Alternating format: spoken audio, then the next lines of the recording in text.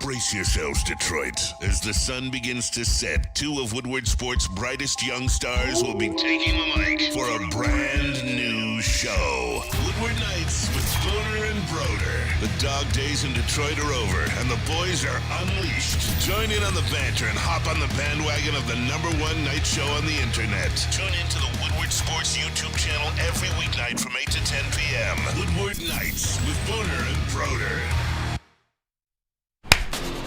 Welcome in to Woodward Nights with Booner and Broder on the Woodward Sports Network, woodwardsports.com, whatever you're watching it on. We appreciate you. Massive week this week. Detroit Lions, NFC North champions, Michigan national champions, and guess who's coming to town this weekend? Not Santa Claus, Matthew Stafford.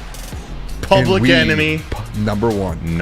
Public enemy number one's coming to town. We're talking all about that today, actually. We're getting into a lot of Lions stuff. I think it's only right that we do that. We appreciate all of you guys tuning in. My name is Booner, as always. Matt Broder, Detroit Lions beat reporter for the network. We've got KG. What up, though? KG, how are we doing today? Hey, I'm good, man. It's been a crazy week. It's not even, it's only Wednesday. Crazy. It's been massive, man. We got it was a slow news day until about a couple hours ago. We got the big news. A couple bombshells, man. And then Harbaugh retires Saban. What you think about that? Nick, how you doing, man? Nick, what's up? Let's go! Let's have a night, boys. I'm still buzzing. Every time I wake up, there's just a different pep in the steps. Still coming off that natty.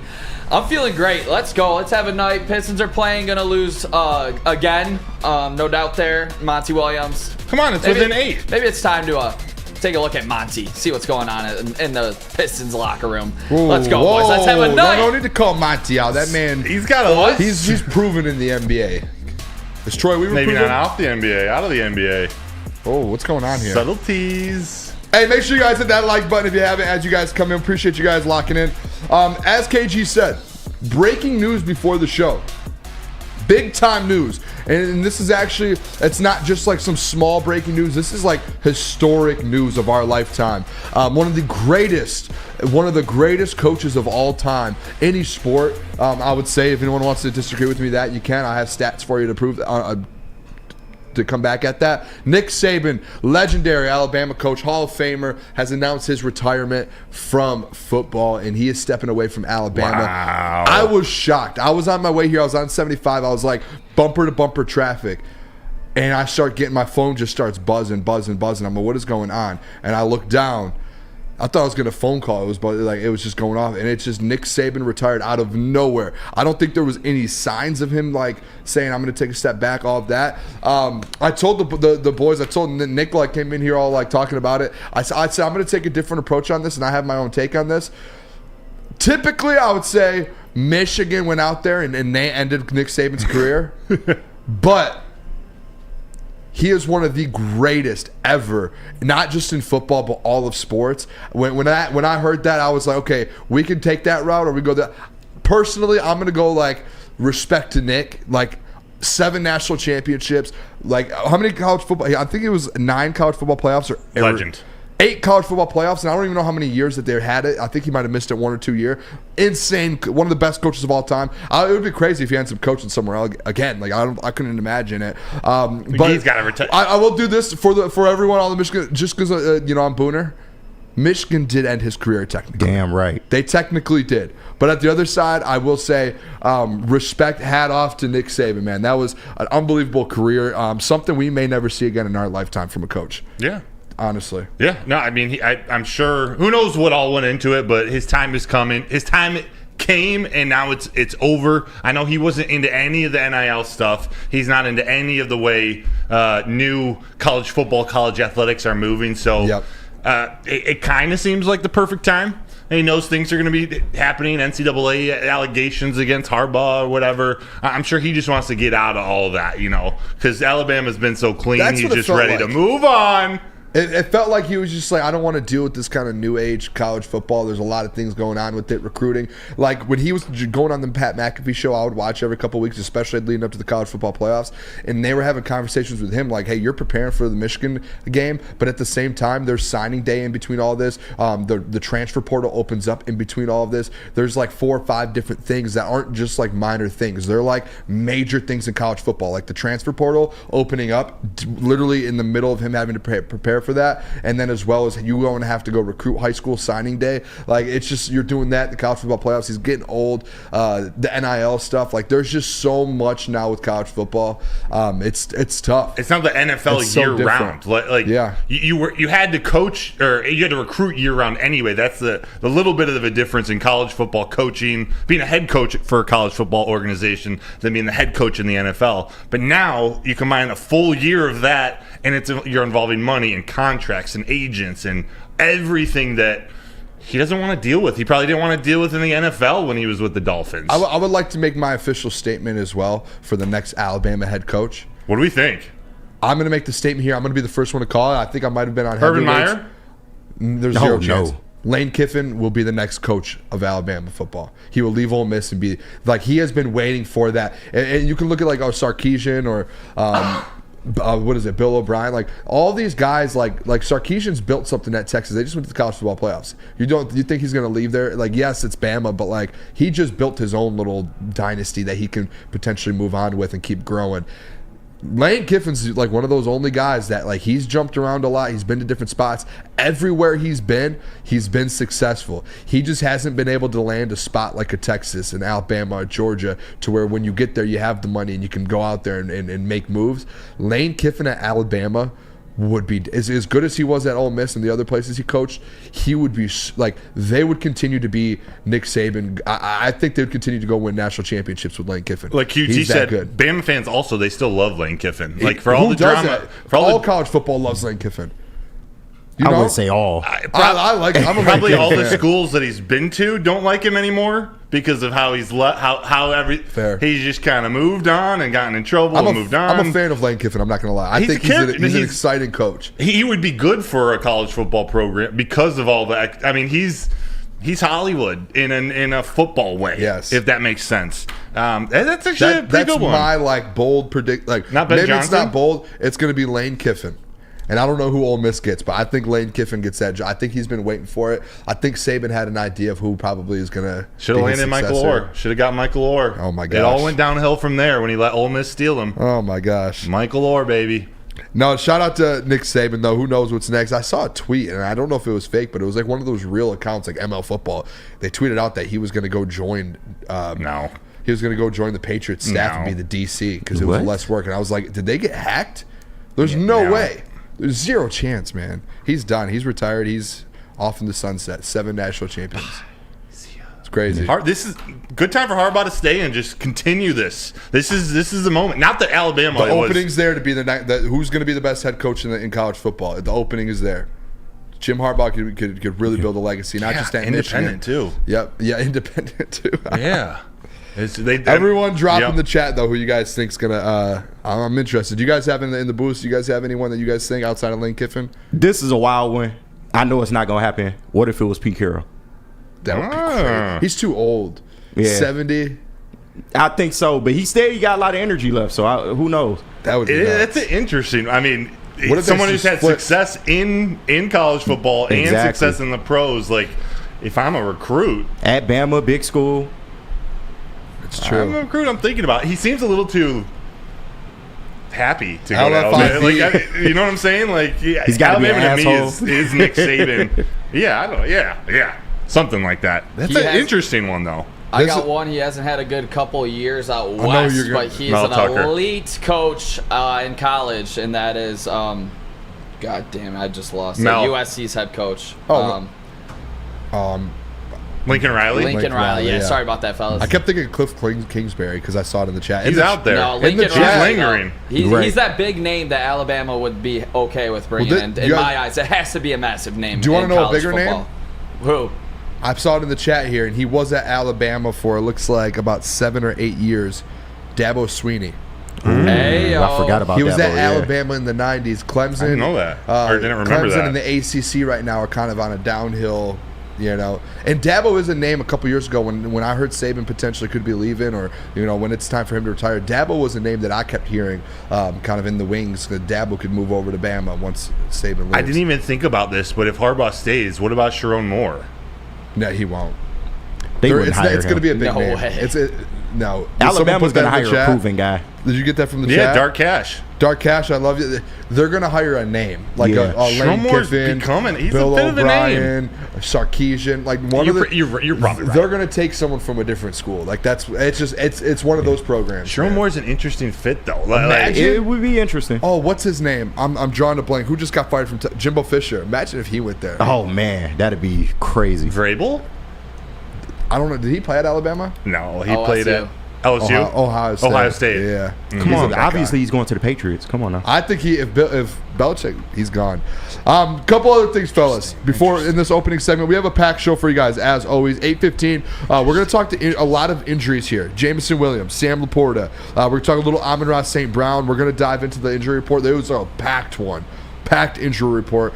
I don't know if you guys want to be worried or not, but No. packed one. No, we're good. No, I don't know if you guys might want to be worried. Maybe. A little tease ahead. Hard pass. Teaching you. Hey. 8:30 though, we're going to talk Jared Goff versus Matthew Stafford. I've got some clips from Matthew Stafford, Sean McVay, and as well as Dan Campbell. All of that. We're going to talk about that little matchup there. I didn't even request that segment. No, That was- that was me. Yeah. I saw Sean McVay and Matthew Stafford speak, so I said, let's do this segment. 8:45, we're going to get into the Lions offense.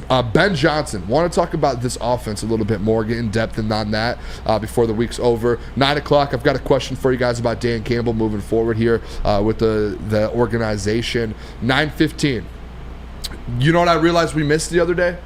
The state of the Detroit Lions. And when we do that, I want to open the phones up and I want to hear, first playoff game at Ford Field ever. I want to hear from the people where the state of the Detroit Lions, the fans, everyone's at. Kind of want to get a feel for that. And 9:30, 9:40, we're going to get into some playoff stuff, some rankings. We're going to get into a few rankings around the playoffs, who we think is going to go to the Super Bowl. All of that. It's going to be a fun show, boys. It's going to be a fun show. Real quick, before we do go to break, couple Lions news today. Mike Disner, Lions COO, I believe it is. Yep. Got requested to have an interview for GM of the Panthers. I went and looked at some notes. He did a lot in Detroit, fellas. Like, I think, so the first thing that, if you guys don't know this as well, and if you guys didn't hear out there, Mike Disner, he was a huge part of bringing in Brad Holmes and finding, not just bringing him in, found Brad Holmes and brought him to the Lions and said, hey, this is a guy we need to consider for our GM, and kind of gave Brad Holmes that opportunity. When Brad came in, he helped fix the cap space, go over all the salaries. He helped break all of that down. On top of that, this is one that I didn't hear about, but he was the main person that helped bring together Calvin Johnson, the Detroit Lions again. And he was the That's one huge. that kind of mended that thing together. So Mike Disner, huge part of this Lions organization, especially this turnaround. And he's getting interviews for GM positions and stuff, which is well deserved. If the stuff from the stuff I just named out there, very well deserved. Hey Nick, can I get a siren please for just a second? Breaking news. Jeff Brewster has Oh my returned, gosh, he's back. He's Jeff back. Brewster is back. Let's go, baby. I'm Jeff sorry to Brewster. interrupt No, you. that's Jeff, thank you, man. out of nowhere, man. That is awesome. No. Shout out Jeff. That is awesome. But unless Appreciate you so much. unless Jeff. you were going with something, I want to just bring one more bit of attention back to bringing Brad Holmes and Dan Campbell together. That's not an easy thing to do. Normally, the GM gets hired first, and then they go and pick their head coach, because there's usually friction between a head coach and a GM. That it was literally an arranged marriage, but it has worked to perfection. Those two are on the same page. That's special. So Mike Disner, He props, did a baby. great Props. job. Great job while he was here, and if he gets a GM job, like, kudos, deserves it. It's a guy you don't want to see leave Detroit, though.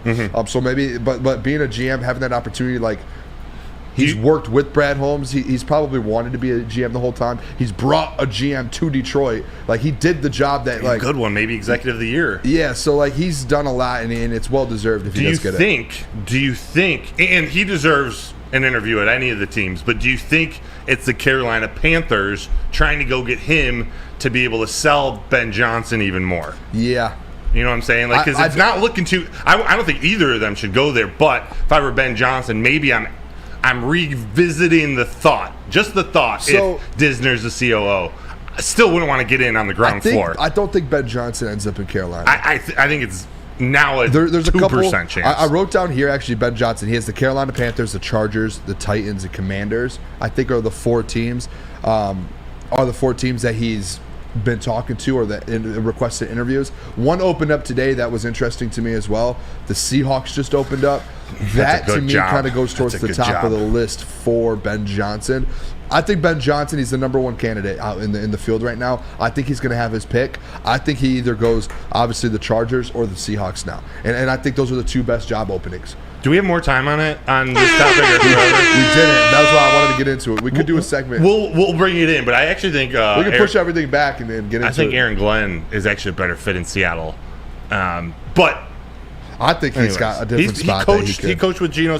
Did he play with Geno? He coached Geno Smith with the Jets. Not that they're going to roll with Geno Smith, but there's something about the 11-man. Yeah, I don't know. Was that what I think it was? One more for Rich Diana. Rich! Oh, wow. Come on, look, it's coming. We get love tonight. Rich says only $20. I don't have Brewster money. Dude, that is okay. Thank you so much. Oh, that's awesome. Any penny Steve helps. Wild. Appreciate it. Yes, coming in next. You want to shout Steve? Yeah, he said to contribute for a respectable haircut for Booner. Booner, show it off. I do have a nice. Can we go single cam real quick? Yeah, I got Show you. it Give me off. 1 second. You guys want to see the mullet Shout real out the quick? chat I need to get a tonight. cut. I need to get a cut. I'll go over here to Lady James. Feet Shout out up like Beth. a paraplegic. Oh my Okay, God. Booner, I see you. That thing is beautiful. Yeah, it's coming in nice. It's coming in real. I need to get a cut later. Yeah, this Let's week. see the back. Boy band, baby. NSYNC's looking for another There we go. member. It's Oh, we got a little coming in. hang time, a little bit. We're Bye, hanging bye, a little bye. bit, boys. We're hanging. Let him hang, No, dude. I think it looks good. I need to get a cut this week again. I need to get a little fade to make sure it comes out a little more. Pops. I had a teammate in college. He had "Let him hang" tattooed across his back. Ooh. Oh. Shout out to Coley Crank. Yes, that Interesting. was his real Go Blue.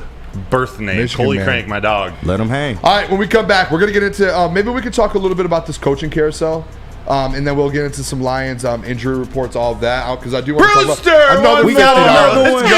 Another $50. Let's go. Another one. Shout out DJ Taylor. In the nighttime. He told me to keep hitting the horn, so that is what I would do, Jeff. Do it. Unless they're doing a read, just hit that horn. All right. You got him? Yep, I'm going to hit the read real quick. We're going to come back. We're going to talk a little coaching carousel and Lions injury report. Make sure, though, you guys just saw this haircut.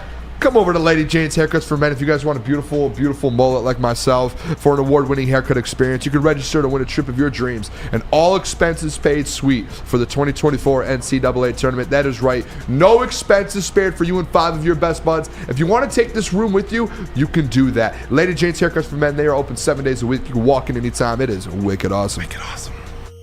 Calling all landscapers. This is Darren McCarty. I'm at Outdoor Equipment Co. How would you like to landscape like a legend? How about a bad boy zero turn? And even a chainsaw.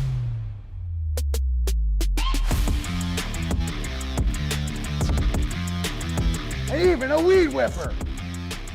Whether you landscape for your job or landscape for fun, get all your equipment from Outdoor Equip Co., the official equipment provider of Woodward Sports. Michigan grown, family owned. OutdoorEquipCo.com. Now, coming to Woodward Sports, Woodward and Main Street, the Woodward Sports Network Detroit Lions show. Let's go! Catch Gabrielle D. Phillips, Matt Broder, and Terry Foster for all the latest news on your Detroit Lions every week. Only on the Woodward Sports Network YouTube channel and woodwardsports.com. Your home is your most important asset. Flexibility in the sales process is key. When you work with Mark White & Associates, you can cancel at any time, for any reason, without penalty. Speaking of flexibility, check this out. Who you work with matters. Hire the best broker in the game.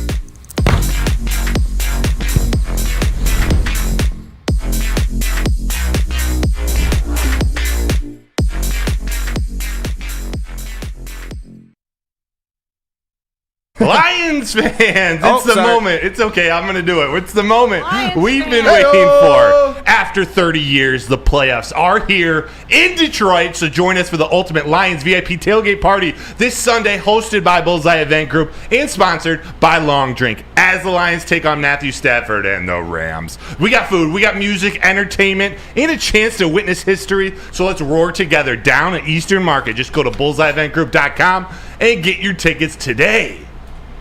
All right, welcome back. It is Woodward Nights with Booner. Hold on, Nick. We'll get to the donations here. Let's intro here. It is Booner and Broder, or Woodward Nights with Booner and Broder on the Woodward Sports Network. Appreciate you guys all tuning in here. Appreciate all of you guys. If you're donating right now, we're going to get to those and we're going to read them off. We appreciate that a ton. Make sure if you guys haven't yet, hit the like button here. We've got a lot of Lions we're getting into here, Broder. We've got a lot of Lions stuff that we're going to do. I want to do the coaching carousel stuff for half of this segment. Okay, if you're up for it. What do you think? Because we do have some videos. Let's save it, actually. Yeah, save it. We'll do it at the end here. Let's if we stick to have the time. rundown. It can fit in some of the other topics. We're good. Shout out, though, again, Jeff Brewster, another $50. Want to name the other ones, too. Rich Diana. Yup. Rich Diana said, damn you, Brewster. Gave $20. Answer 14 with the $20. Appreciate Shout you, out. Answer 14. We appreciate all you guys. Shout out. If you're donated, we appreciate that. You guys are awesome. Jeff Brewster, man, another 50. What a guy, man. Seriously, it's awesome. It helps the network. What it a helps. guy. It helps our show. It shows our higher ups that there are people in our chat. Like we're not going to beg for money, but thank you so much for your donation. Yes, means a lot. Appreciate you guys a ton. Let's do this then. Can we get a siren one more time? Oh, sorry. IT Hits just gave $20. Sorry, guys, I couldn't do 50 after spending my Shout U of out M IT. winnings on the Lions playoff tickets. Keep up the amazing work, fellas. Shout out. Appreciate you a ton. Getting blessed There today. looks like there's like a balloon in 5 there. Maybe it's like happy 5th birthday to someone or something. Hey, what a great way to spend your bet winnings. I love that. Yeah, let's go. You win a massive bet and you buy Lions tickets. I love that for tickets. IT Hits. Playoffs. All right, Lions. If we're talking about this playoff game, fellas, let's start with the injury report here. I know, Broder, you said it's actually not as bad as we think, but it is pretty long here. It's a hefty list. Don't get me wrong. It's quite the list. So, But if you look a little deeper at it, it's not as intimidating. yeah, we can break it down for you guys here. So you guys see a lot of no practices. Khalif Raymond, obviously that's not a serious injury, but that is a real injury. The knee injury that happened in the game last week. Frank Ragnow, this is just his typical rest day. I know you see knee, back, toe, rest. You see everything. I think they might have just did that to be funny. I think they were messing with him. But this is his typical rest day. Sam Laporta, that's a serious, the knee issue that he has going on. Graham and Taylor, though, those guys they are fine. They're just rested, man. Just a few old dudes, man. Just need some rest. That's all. Who else do we have here? Jerry Jacobs. Limited. With a Limited practice. Brian Branch, it just shows he has a wrist injury. We saw that in the game. He is full practice. John Kaminsky, full practice. I'm going to skip that next one real quick. Cam Sutton, full practice. Jamison Williams, we have a video in a second with him, full practice. Brock Wright has been out for a couple weeks. He is back to full practice with that hip. Perfect timing with Sam Laporta out. I want to go back up 3 spots, though. 1, 2, 3. James Houston. Houston, we have a problem. He is back. Full Full practice practice for James Houston, fellas.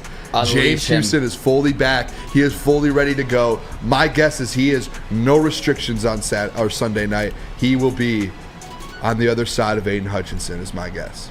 Yeah, That's what I'm saying. It's my guess. Yes. Just My to be guess. just to be clear, 100%. And from seeing this makes me even more optimistic. But there is no official ruling on if he's going to play. Still had the star, the asterisk next to his Yep. name on the injured list. But the fact that he's full practice, they're pointing that out. That's huge. That is so huge. That's why I think like if I had to just break this down, he ends up playing and he ends up getting normal snaps.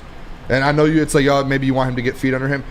If he's taking these extra weeks, maybe there was a setback, but I still think like Dan's not going to play him if he's not game ready. Right. So I think he's game ready. When James Houston's game ready, he's one of those dudes that's going to get a lot of snaps. Unfortunately, he doesn't need that many snaps. We're not calling for him to go play What he did Sam last linebacker year. and play in coverage. He's going to be in there on every third down. Maybe Yep. not every third down in the playoff game, but that's what he's working his It's way the up playoffs, to. baby. Playoffs. It's the playoffs. That's what he's working his That was way really up to. good. Thank you. Jamison Williams, though, that was a big one last week. He was out. KG, did you have the video there of Yep, J-Maud at practice? He Yep. looked good. I was trying to snipe him. I was like, I want to see see how that ankle looks. He looks back. I don't think there's going to be an issue. And honestly, this video, it actually tells me more about something else, another body part than his ankle. All right. Let's see it here. I'll see if you guys notice it. You can talk us through it. See if you notice it, and we'll talk about it after. Quick. It's about to end right now. Yeah. Okay. Can you play it one more time?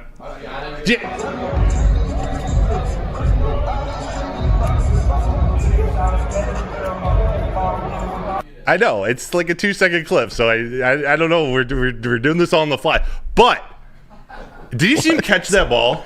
He catches it with his hands away from his body, nice and crisp, nice and smooth. That's what I noticed the most after seeing him just come in and out of breaks. Still looked like his right ankle was, that cut closest to the quarterback was a little not as sharp as the other ones, but he still looks good, and he looked good in the other drills too. So his hands, baby, like he's starting to catch the ball really well. I think, and can we go solo cam real quick, KG? Here? I got you. I want to talk to the people about this one. Nick said, Booner, talk about Jameson Williams today. And I put this in my notes already. With Sam Laporta potentially out on Sunday, Jameson Williams is going to have that day. What we've been waiting for the number 12 overall pick to do, this is when in the playoffs, big players step up and start making plays. I compared him all year to being like the Devontae Smith to the Eagles, but to this Detroit Lions team. I think this is the Jameson Williams week that we start to see that. He got a week of rest, ankles all good to go.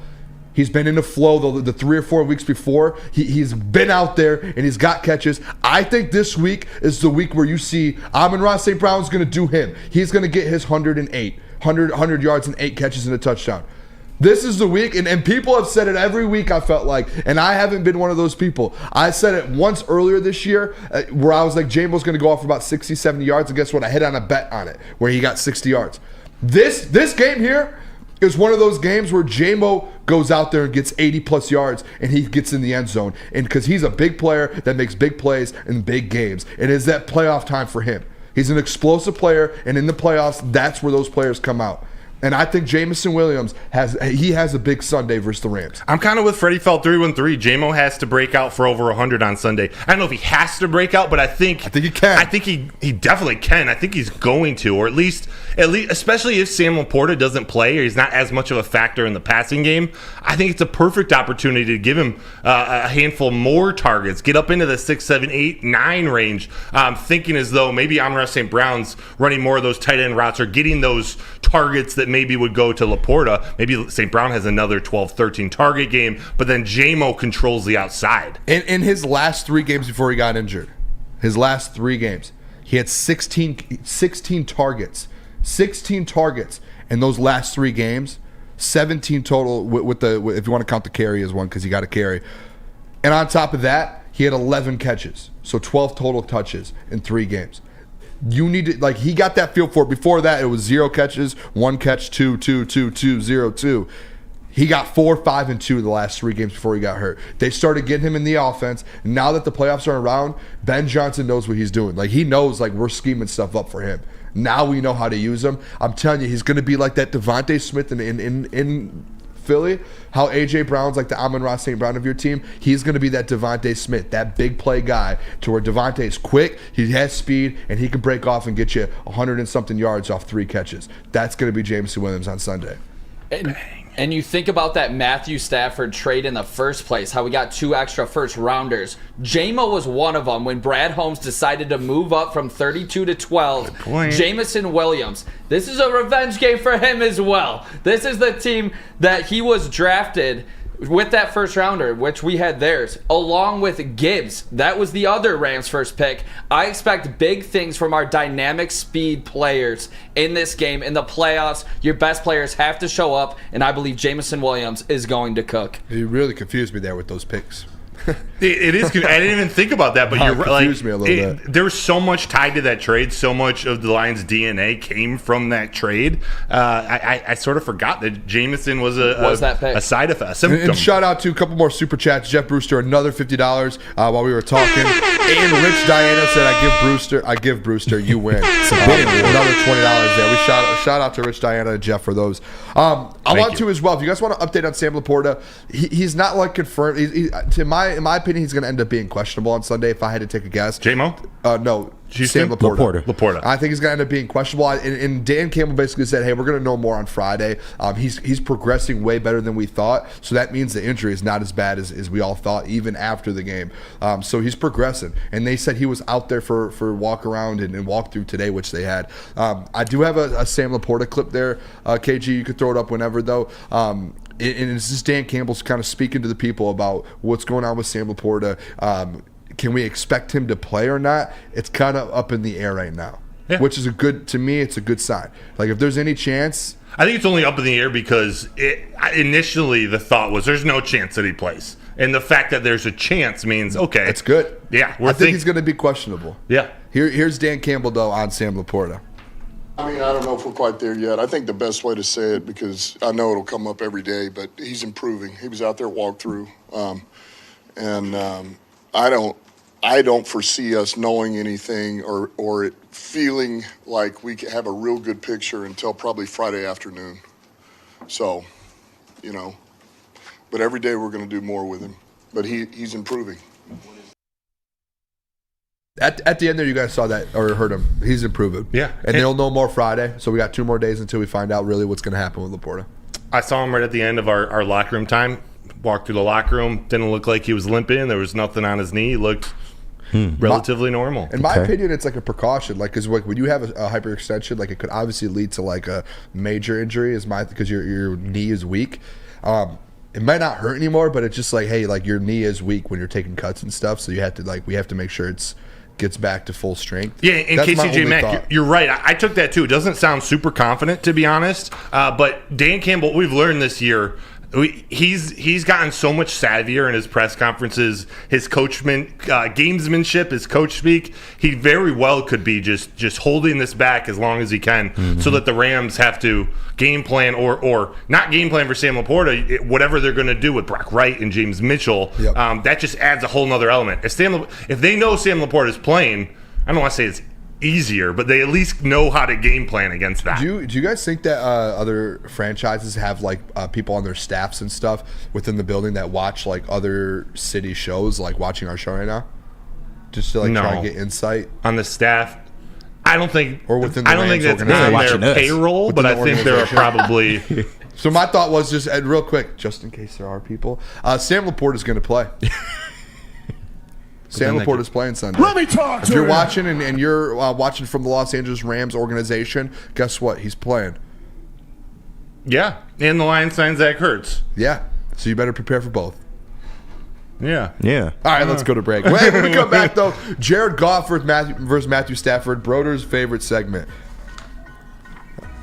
I love trolling sometimes, and I know. Thank you. I love it. All right, Big Boy, though. Let me tell you guys about it. Wintertime in Detroit is always better with comfort foods from Big Boy. Try the veal parmesan or the new Southern Comfort chicken bowl. How about breakfast? They have the stuffed potato pancakes there. Finally back, the classic lumberjack or the Santa Fe Garden. They also have new apple pie hotcakes that are too good to miss. You can top it all off with the new gingerbread shake for dessert. Make sure for all of that, stop over by your local Big Boy today. Have you ever wondered where all the finest restaurants get their steaks? It's Fairway Packing Company, providing Michigan restaurants, hotels, and casinos with prime beef for over 60 years. But now you can buy these cuts of meat for yourself at the Steak Shop by Fairway Packing Company. Prime porterhouse, A5 Japanese New York strip steak, dry aged Wagyu beef tomahawk.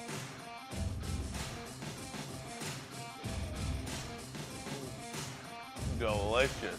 Get to the Steak Shop today. Enjoy fine wine, have a private party, and get the finest cuts of meat anywhere.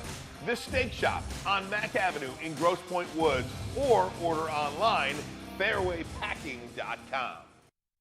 At Planet Fitness, you can get energy without the judgment. Hi, can you help me with this? You don't know how to use it? This is better. Join now through January 12th for just 24 cents down, $10 a month. Never intimidating. Always free fitness training and equipment for every workout. Join today during the Big Fitness Energy Sale for 24 cents down, $10 a month. Cancel anytime. Deal ends Friday, January 12th. Over 50 Metro Detroit locations. Brace yourselves, Detroit. As the sun begins to set, two of Woodward Sports' brightest young stars will be taking the mic for a brand new show. Woodward Nights with Booner and Broder. The dog days in Detroit are over, and the boys are unleashed. Join in on the banter and hop on the bandwagon of the #1 night show on the internet. Tune into the Woodward Sports YouTube channel every weeknight from 8 to 10 p.m. Woodward Nights with Booner and Broder. What happens when you run a great business for over 50 years? You make money. Yup, you do that, and then you expand, and you offer more products to more people. That's exactly what Les Stanford did by adding Les Stanford Buick GMC. And they got the same great service that their customers have come to know and trust. Located on Woodward Avenue, just south of 9 Mile, or their main location down in Dearborn, Michigan. Find the brand you want. Find them at lesstanford.com. Find them. All right, welcome back. It is Woodward Nights with Booner and Broder on the Woodward Sports Network. Appreciate you guys all tuning in here. I don't know. There's a lot of chats in here. Are these all new ones? Did Jeff just? Am I going nuts over here? I don't know. Rich Diana, I give Brewster. You win was the last one. Are you sure? But on my end here, I see about 5 more still. No, I think it's the same. Okay, my bad. I was like, do we need to get? Just making sure here, fellas. If you guys haven't yet, though, hit that like button. Let's get over 100 likes here before the end of this segment. We've got like 200 people in here, so everyone hit the like button real quick. Let's get into this, though. Matthew Stafford versus Jared Goff. Big storyline. I think that's like the main one is Matthew Stafford in Detroit, Jared Goff revenge game, as we kind of talked about yesterday already. Want to get into that, though, because there's a few things. I got actually a couple clips as well from Sean McVay, from Jared Goff. And before we get into all of that, I want to play the first one I want to play. I want to play the Sean McVay clip because this whole storyline with the Jared Goff revenge tour, all of that. Sean McVay, first of all, he came out today in the press conference that I watched, and they asked him the first thing. I don't have this clip, but they asked him, hey, like, do you feel bad about what happened and how things went down? And he says, as I get farther away from that situation and realized what happened, he was like, I probably should have went about it a different way, in a more professional way. I went about that wrong. So Sean McVay on that end kind of knows he messed up. On the other side, the biggest question I think a lot of people are asking is, does Sean McVay have an advantage versus Jared Goff because he coached him for 4 years? And Sean McVay actually, he answered that. And it's going to surprise some Detroit fans. Here's Sean McVay on that. I'll look at tape. But does your familiarity with Jared's game, strengths and weaknesses, give you any advantage at all? No, I don't think so. I mean, it's been a couple years. They've been one of the top upper echelon offenses. He's been part of some really good offenses here that he's led the way. So his resume is it speaks for itself. But there's going to be key and critical factors in every single game that are going to be in alignment with us trying to be able to go win this football game. And he's a great quarterback, and we got to do a good job of trying to slow their offense down with him at the switch. You guys heard it there. I mean, the biggest talk of all of it was, hey, he's going to have the advantage over Jared Goff because he knows who he is, what he's like, all of that. He just said it himself. Jared Goff's a completely different player. He's a great player now. He's changed a lot of things. He's in a different offense. His game is completely different than it was in LA. They asked him to do a lot of different things, I think. And now he's grown. He's matured a lot in the NFL. He's become a veteran.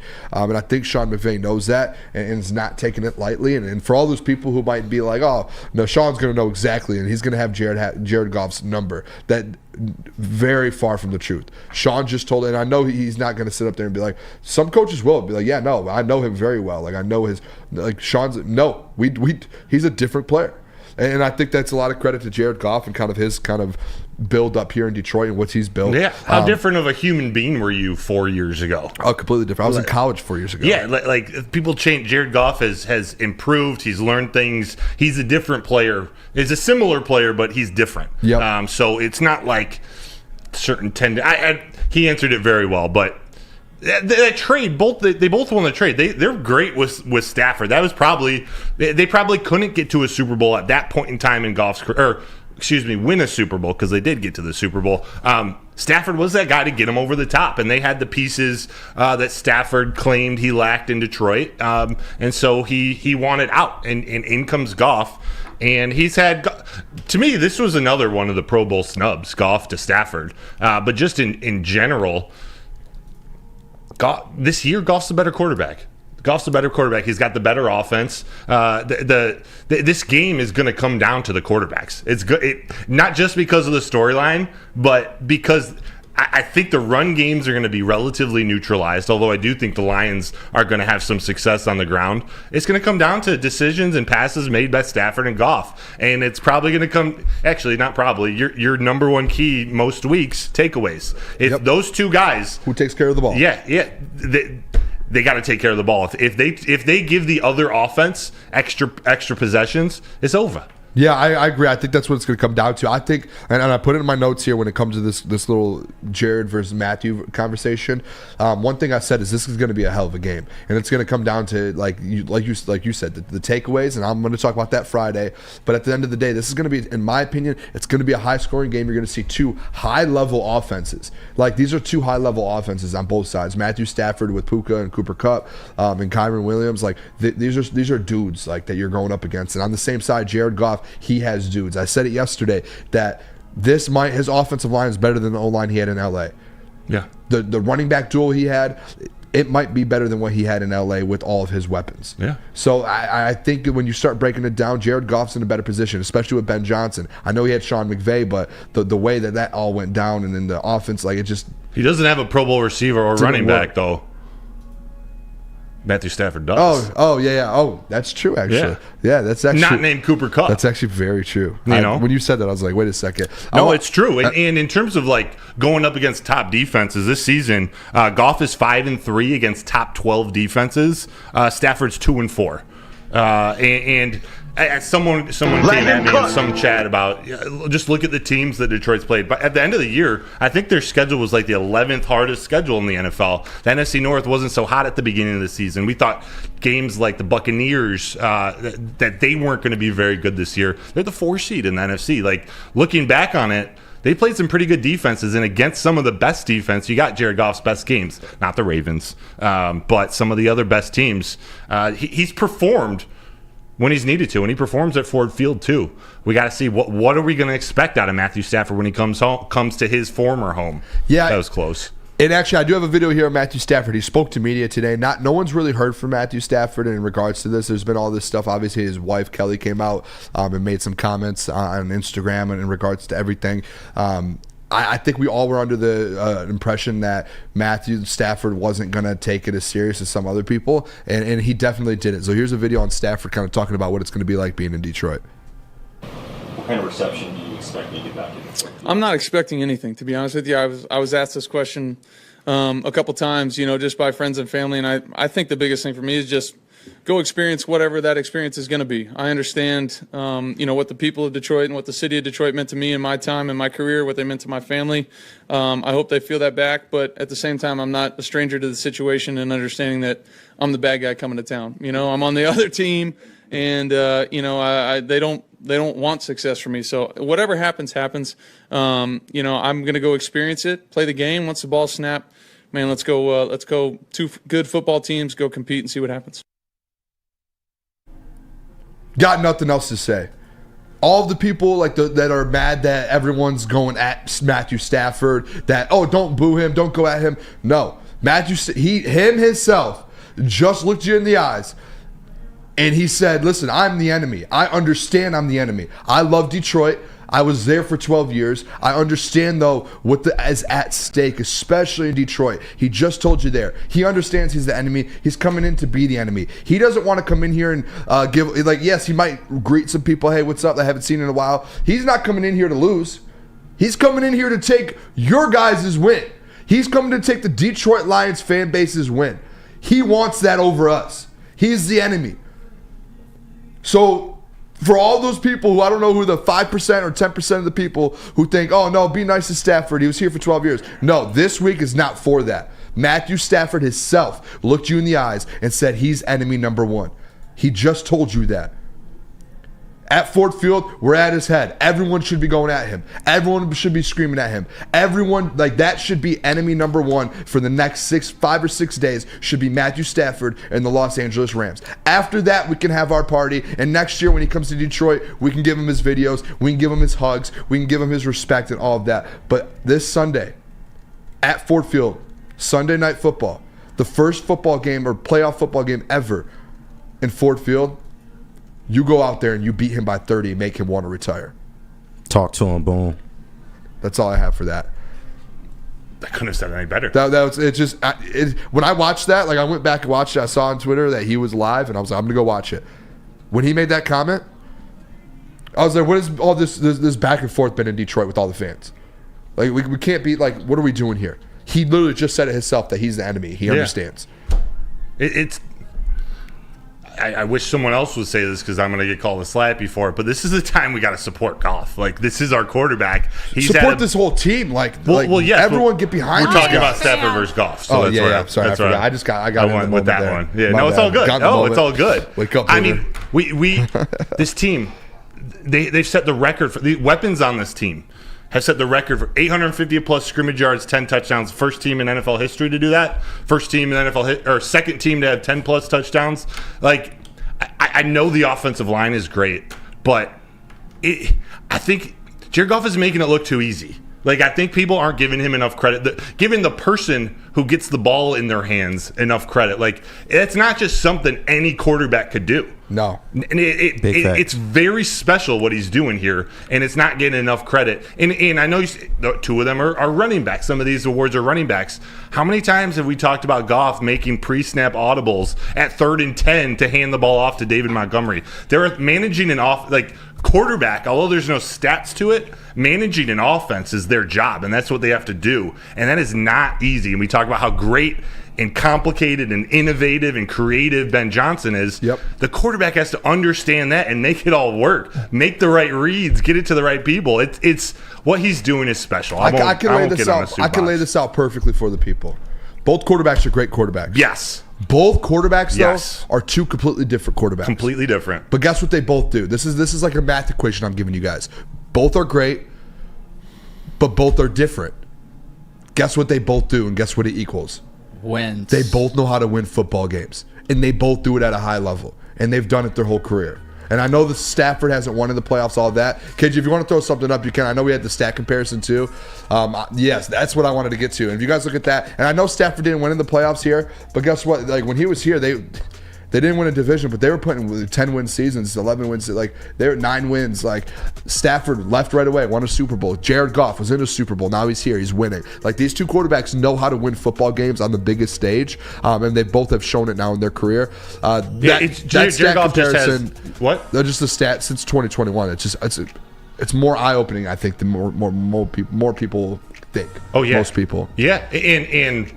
Yeah, they both win. Jared Goff just happens to win at almost 10% higher click across his career than Stafford. We think 98, 107, and 1. Stafford's record, that's a .47 win percentage. Jared Goff 66, 50 and 1. That's a .57 win percentage. Yep. So if you want to stretch it out, you want to shrink it. Lorena in the chat said some love. The Booner path to compare and contrast. It's a little bit of math for you guys.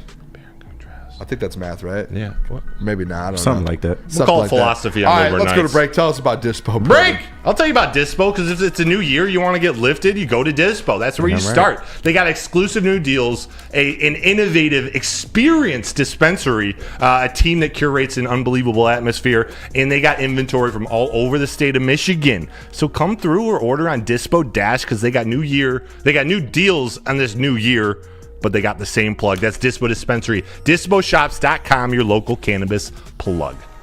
Come to any Lady Jane's Haircuts for Men for an award-winning haircut experience from one of our talented stylists and register for a once-in-a-lifetime opportunity to win an all-expenses-paid suite for the 2024 NCAA tournament for you and 5 of your best buds. That's right, college basketball's most elite event. You and your 5 best friends just get to any Lady Jane's today for an award-winning haircut experience and automatically register to win the trip of your dreams. Lady Jane's Haircuts for Men open 7 days a week. Walk in anytime. Lady Jane's, it's wicked awesome.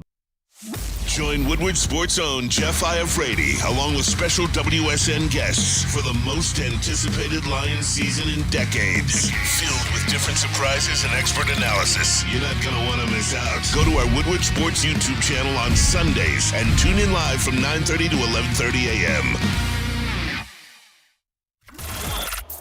Woodward Sports' own Tom Mazaway and Sam Stick Day will be hosting our Lions postgame show after every Lions game all season long. Tune into the Woodward Sports YouTube channel for his hot-off-the-press takes, game analysis, and Kool-Aid sipping celebrations. You won't want to miss it. Join Maz, Stick, and special guests each week immediately following every Lions game, exclusively on the WSN YouTube channel. Hamlin Pub, let me tell you about it. Have you ever wanted a bar where you are a regular? We have just the place for you. Head over to one of Hamlin Pub's 7 locations and experience where everyone is a regular, even me. I go there, best wings in the state. Get half-off pizza on Thursdays or game day specials available during all Michigan sports and NFL games. Hamlin Pub, it is the place to be. Make sure you visit the location today and experience your new favorite pub for all things sports. All right. Sports! We are back. Woodward Nights with Booner and Broder on the Woodward Sports Network, featuring a Broder hiccup. If you guys haven't yet, hit that like button for us. I see we're about at 75 here. Let's get over 100 here. Let's get over 100 before the start of the second hour. That would be amazing. Can we do that? Can we get over 100? And also, too, I want to, I see it just got pinned there. Want to kind of announce here, we are doing the Jahmyr Gibbs jersey giveaway. It was from Sunday after the game. We are going to announce that in the second hour, towards the end of the second hour. But you guys still have a chance to kind of get into it. All you have to do is just go to our social media. There's a couple things you have to do. If you guys do that, maybe you'll get picked. I'll probably pick the winner around 9:30. We'll go in there, randomize it, grab someone, and we'll announce it on the show here. If you haven't liked the stream, what the hell are you doing? Yes, Jeff. Thank you, Jeff. Hollywood. Thank you so much, Hollywood. All right, Broder, let's get into this thing here. Okay. Can we get a little music just in the backdrop here? I don't know if this is a music segment. Oh, it sounds beautiful. Sounds beautiful. Ben Johnson, Broder. Benny boy. This offense going into the playoffs, 3rd right now in yards per games in the regular season, and as well as 5th in total points per game in the NFL. Top 5 offense for the 2nd year in a row. Ben Johnson has had them rolling. A couple weeks back, we made the statement. I kind of went out there and said, the way you win a Super Bowl in today's NFL is you go out there and you have to have a great offense. You have to put points up on the board. It's just the way the NFL is turned. There are teams who can win with defense, but majority of the time it's offense. Question I have here for you guys. Is this offense good enough to make a Super Bowl run? Yes. Especially behind Ben Johnson. Sorry for the quick answer. No, you're good. I want to go to you. Yes. I want to hear. Because there's specifically the offense. The offense is good enough to win a Super Bowl. They can hang with any offense in this league. They can go toe-to-toe with any defense in this league. Despite the couple hiccups they had this year, the Ravens game, they looked really bad. But they have the ability to counter that. It wasn't a good game, but they can score with any team. I'm not confident. You guys feel the same way? Yeah, absolutely. Ever since Ben Johnson took over, this has been a top 5 offense. It hasn't just been this year or some of last year, but they've added weapons onto that, and they're going to continue to add if he, decides to stay. But absolutely, this offense is geared for a Super Bowl run. If they come out and play to their strengths, which is that offensive line and running the ball, why aren't they a Super Bowl winning offense? Yeah, that's kind of where I went to it was, Nick? KG, I was just going to say I'm right there with you. To get to a Super Bowl, you do need an elite offense in this NFL, and the elite offensive line that is Penei Sewell, Frank Ragnow running behind those kind of guys, setting up the play action for guys like J-Mo coming back hot. Hopefully Laporta gets back healthy. They 100% have the offense to get there. It's just all about that D, and if it can step up. Excuse me? It's all about that D. It is, but I had that stat, Ds and on I that, need to on go that. back and find the stat again. I think it was like 6 out of the last 7 or something, or 7 of the last like 8 Super Bowl winners in the regular season. I can't remember the exact stat. We're all outside of the top 10 in their defense in the regular season or something like that. You cooked that stat up early, I remember. I just It can't was, like, remember. I have early to in go the back year. and look at my notes to see what the exact stat was. I don't want to get. I think it was 6 of the last 7 Super Bowl winners, or something like that. But even then, it shows in the last 8 to 10 years, it's not all defense. Like, you don't need that defense. There are teams like the Patriots or different teams who have done it with defense the last few years or the last 10, 15 years. But if you have an elite offense, man, and you're putting points up, and you have like just like how the Rams won it. Like, obviously they had Aaron Donald and that defense was elite, but just like if you look at those teams though, it's offense. They put points up when your defense can't get a stop or your defense does get a turnover. They know how to capitalize, and that's what this team needs to do. It's if your defense isn't that great, they give up a lot. But when they get those turnovers like they have, the 7 in the final 3 games, that is when, if you have an offense that can capitalize in the playoffs off a turnover, you cannot get beat. Like, you won't get beat, man. Yeah, the defenses, especially in this game, like the defense just needs to be strong enough to keep you around, to keep you in the game, and then come up and make the big play. Like ETN said in the chat, our defenses, ours and Los Angeles Rams and Detroit Lions, are very similar. Good front 7, very leaky secondary. They're good at stopping the run. Their secondary is definitely a question mark. Same with us. Their outside line, they're Colby Turner and what's his name? Byron Young. Those rookies have come on strong right next to Aaron Donald. Yep. They've got some firepower on defense, but it's in that front 7. And to be honest, if that front 7 gets pressure, that's the games that Jared Goff and the offense has struggled. So it's going to be this counter. It's going to be I think it's going to be a fun game, but it's going to be a chess match between Ben Johnson and the Rams DC and Aaron Glenn and who's the Sean McVay, who's the OC for the Rams? Who Sean knows? McVay calls the plays. Yeah, so it's like Miami. Man. It's gonna be one of those back and forth. You just need to have the defense to either get one more takeaway than the other team, or just make a big play when the time is right that really shifts the momentum or seals the deal for your team. Yeah, and one thing too, I wanted to ask this, and I'm going to give kind of my thoughts on this real quick. Is like starting with the Rams game, and then kind of even if you win that and keep going, and kind of make that run to the Super Bowl on this offense. I mean, Amon-Ra St. Brown. In my opinion, Amon-Ra St. Brown is going to show up every single game, right? One of those running backs is going to show up. It keeps going in my head, and I keep thinking like, who on this offense and what guys are going to step up that really takes this offense when you're in the playoffs to that next step. Because you look at teams that make runs and teams that are good in the playoffs, their stars always make plays, but there's always like those hidden heroes. There's always those out of nowhere stars kind of form. I think this year, and I think versus the Rams, and I've already stated it today, I think guys like Jamison Williams and Josh Reynolds, this is like where they shine. It's like games when you need guys to step up. Josh Reynolds has done his whole career in Detroit. It's like when a game you need him to step up, he does it. I think J-Mo starts to turn into that. Waymo, I think he turns into that, and I think that's like on this run here in the playoffs, the guys that need to step up is those like secondary weapons. Those secondary weapons need to make plays, and I think they will. 100%, and that fits well into the Ben Johnson offense, because I do believe we have a star wide receiver in Amon-Ra St. Brown and a star tight end, even already. But it's not your traditional star. It's not your play the X or the Y on the outside and go Justin Jefferson or CeeDee Lamb for 250 yards. But it's doing all the dirty work. It's the timing. It's the relationship that the receivers have with each other and with Goff, knowing when to make their cuts. The timing of it all is huge. And so that's where I think, as long as you're just missing one weapon, you're not missing, major guys.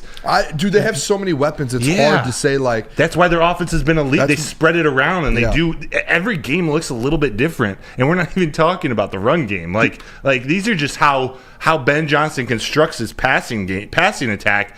I don't know how you game plan for it, because it's all over the field. A few weeks ago, who was it? I think it was J-Mo was getting asked questions, or someone, might have been Amon-Ra, or I can't remember who it was. One of these receivers were getting asked some questions in the locker room, and you might have been there, Broder.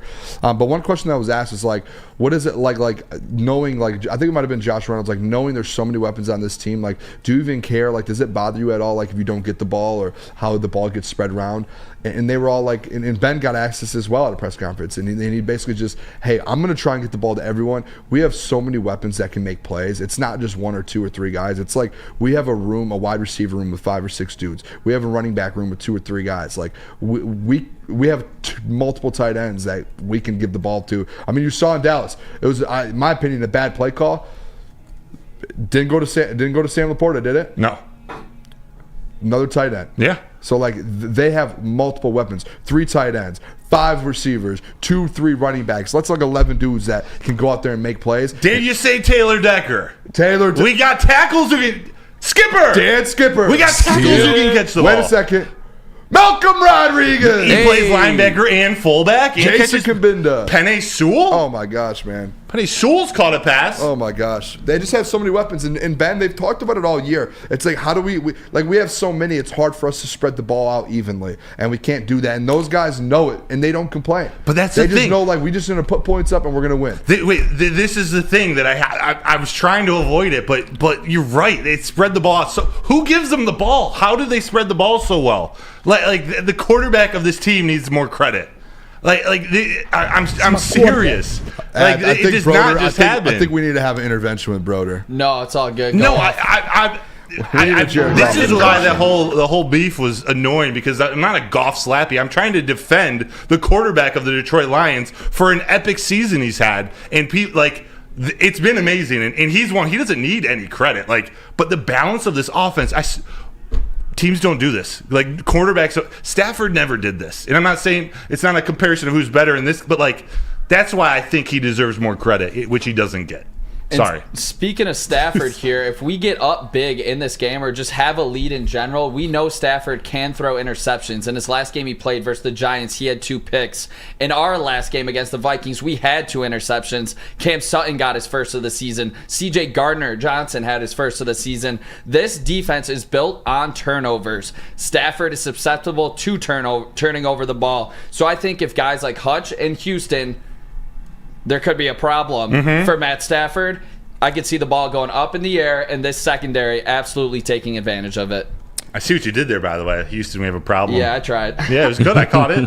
And I think the last 4 games, the Lions have 9 turnovers, I believe is the correct stat. So they've been getting turnovers almost over 2 per game in the last 4 games, that defense does. Whether they're giving up 200 yards to receivers or not, they're getting multiple turnovers in the game, and then this stretch of football, and they're finding ways to help their offense out, and they're just literally, it's the bend but don't break, and that's it. Like, they're giving up all these yards and they're forcing a field goal or they're getting a turnover. It's one of the two, and they just keep doing that, and that's how they're winning.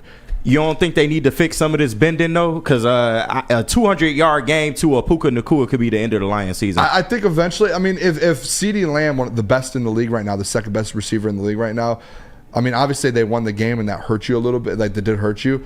But, yeah, they need to figure it out. But they've shown they can win games giving up 200 to Justin Jefferson. Yeah. And that's where they make them one-dimensional. That's why I wanted to do this topic of the offense, where it's like defense is going to get you turnovers. They're not going to get they're going to give up some. Yeah. This isn't a top 10 defense at the end of the day. They're going to give that up, in my opinion. Can your offense stay with these teams? You don't think they should limit it a little bit? That's all I'm saying. They don't have to stop. I would love for them to limit it. Like Puka, if they went out, you know what my hope is Sunday? I hope they just limit both of those guys 200 yards combined. That would be lovely. That's what I would be like. Okay, this is good. We're gonna win this game. If they both come out a 70 yards and 130 yards, Lions win that game. It's gonna be a shootout. It will be. All right, we have to hit another break here. Again, if you guys haven't yet, we're doing the Jahmyr Gibbs giveaway in a little bit here. But when we come back, I've got a question about Dan Campbell, about this team, the culture of this team. Things are changing in Detroit, fellas. Broder, Jack Labrador. I don't even know if you knew it, but you're doing a perfect transition because RIP to the same old Lions. Big thanks to Sheila, Brad, and Dan for putting them to rest. And guess what else has found the grave? The same old rock, paper, scissors. Jack Labrador has revolutionized that tired game with 2 new symbols and a franchise-changing 3-point play. Discover the action at jacklabrador.gg now and find out why. Once you go Jack, you never go back. Brace yourselves, Detroit. As the sun begins to set, two of Woodward Sports' brightest young stars will be taking the mic for a brand new show. Woodward Nights with Booner and Broder. The dog days in Detroit are over, and the boys are unleashed. Join in on the banter and hop on the bandwagon of the #1 night show on the internet. Tune into the Woodward Sports YouTube channel every weeknight from 8 to 10 p.m. Woodward Nights with Booner and Broder. Now, coming to Woodward Sports, Woodward and Main Street, the Woodward Sports Network Detroit Lions show. Let's go! Catch Gabrielle D. Phillips, Matt Broder, and Terry Foster for all the latest news on your Detroit Lions every week. Only on the Woodward Sports Network YouTube channel and woodwardsports.com.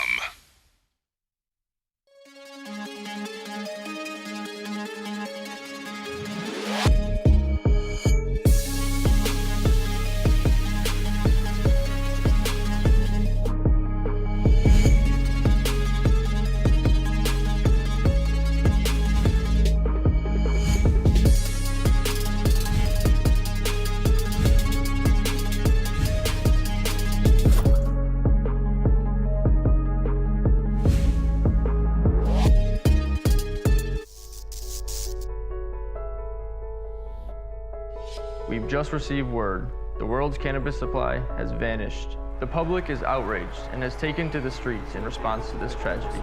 The individual responsible acted alone, and we can only hope they will make things right soon.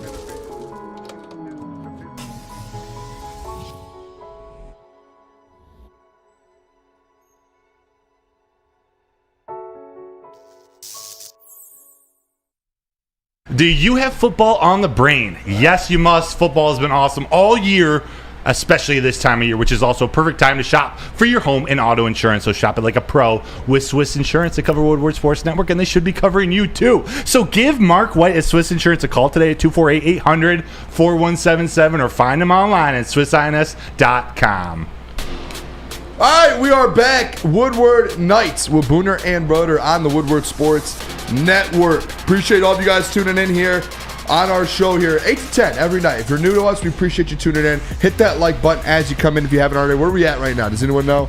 We're at 782, 103 likes. 103 likes. Let's get to 125 here by the end of this segment here. 25 more people hit like.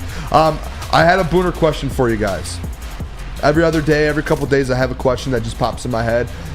We've talked about this on the show before. I've heard other shows talk about it, and it's been a little while. But as now we're getting into the playoffs, and like you're starting to see a lot of change. You're starting to see. I was actually in Ford Field today, and I saw wild card banners. I saw a lot of different things going up, and it started to hit me a little bit like, hey, there's a playoff game in Ford Field in a couple days, and that's when it started hitting me that this whole organization has turned.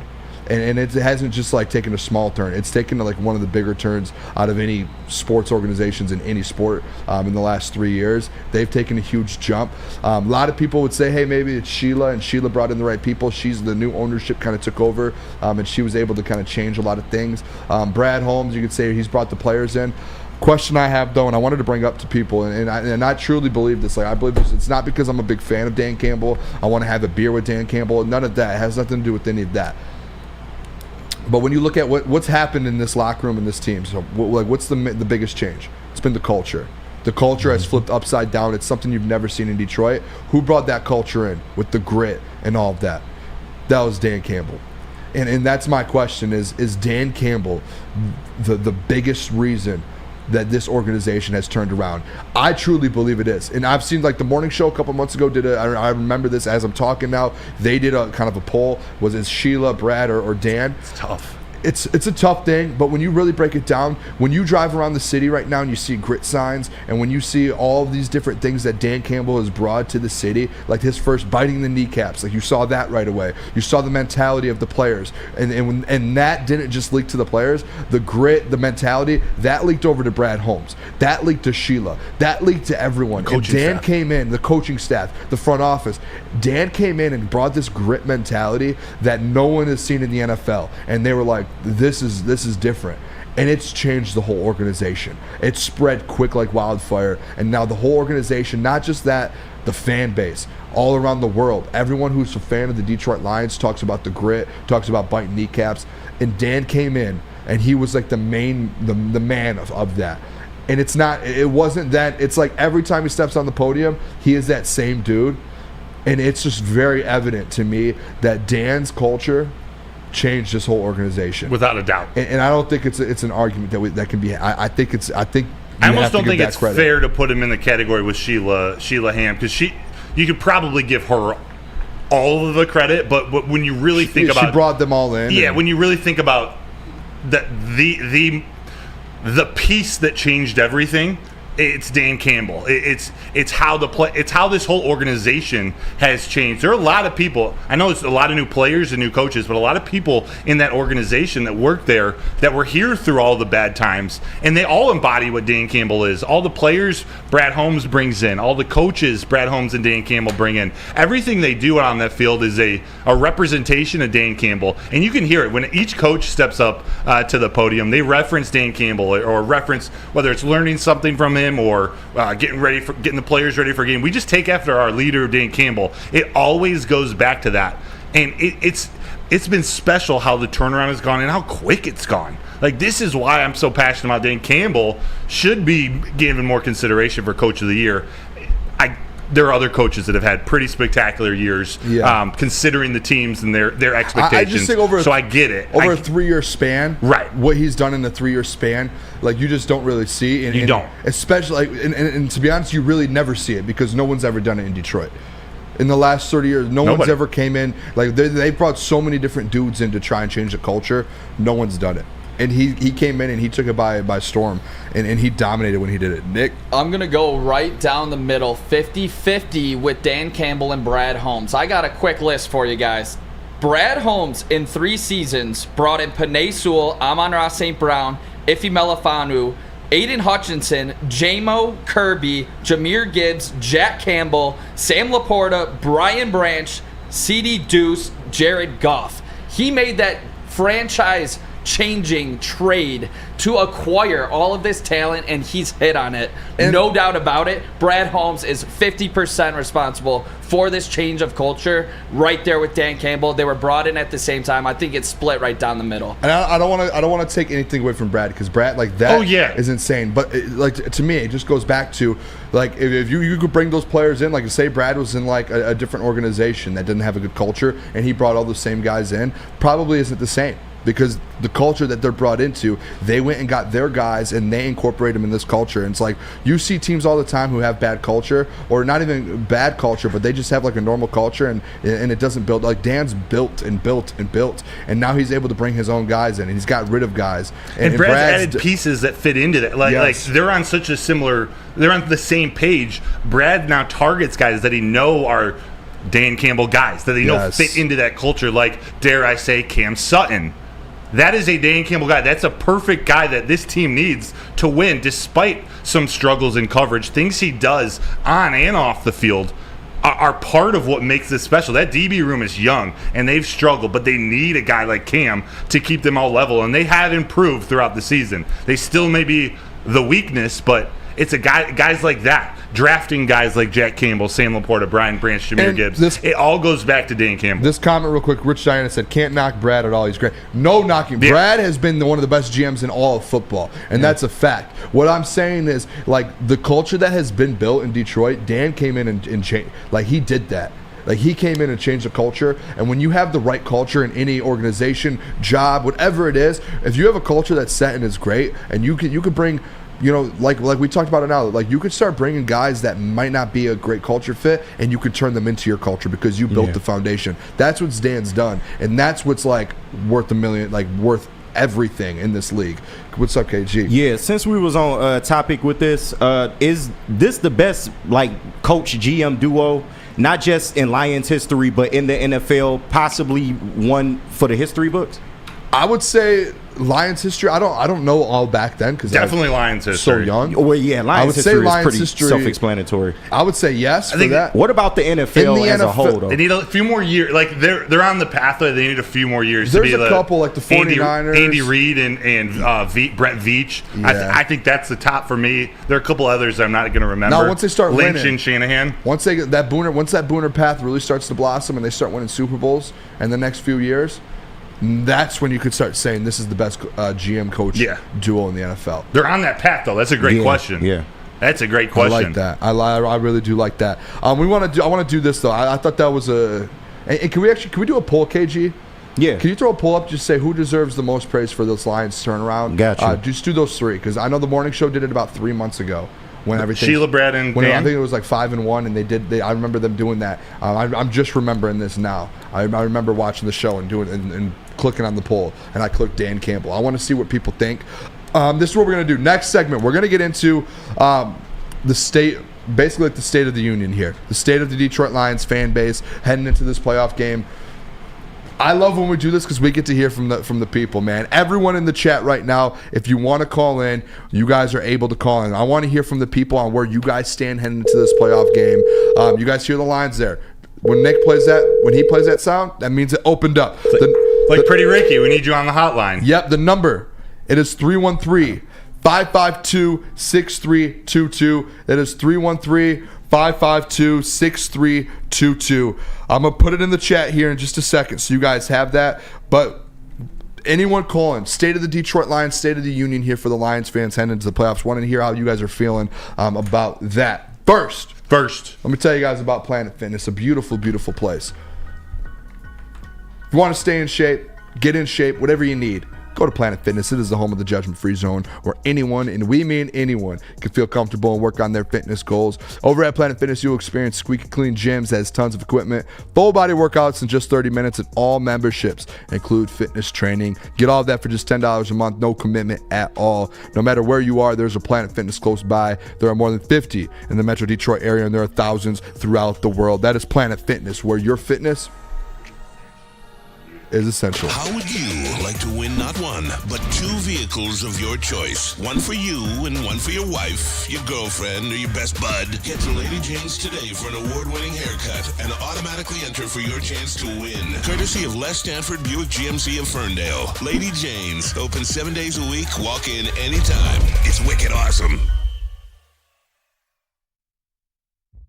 Brace yourselves, Detroit. As the sun begins to set, 2 of Woodward Sports' brightest young stars will be taking the mic for a brand new show. Woodward Nights with Booner and Broder. The dog days in Detroit are over, and the boys are unleashed. Join in on the banter and hop on the bandwagon of the #1 night show on the internet. Tune into the Woodward Sports YouTube channel every weeknight from 8 to 10 p.m. Woodward Nights with Booner and Broder.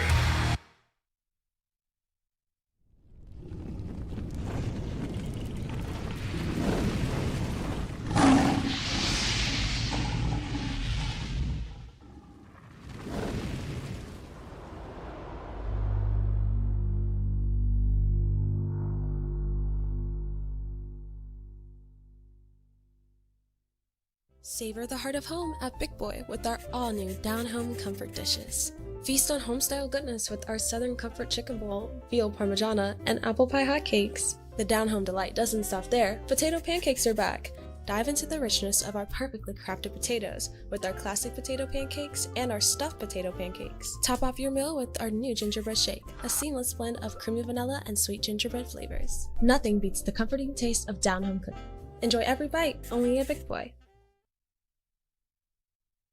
Treat them pets good at Premier Pet Supply, where you can give your pet the best. Premier Pet Supply is hands down Michigan's best pet store. They got the same great prices and all the convenience of the online and big box retailers, but they got one major difference, Booner.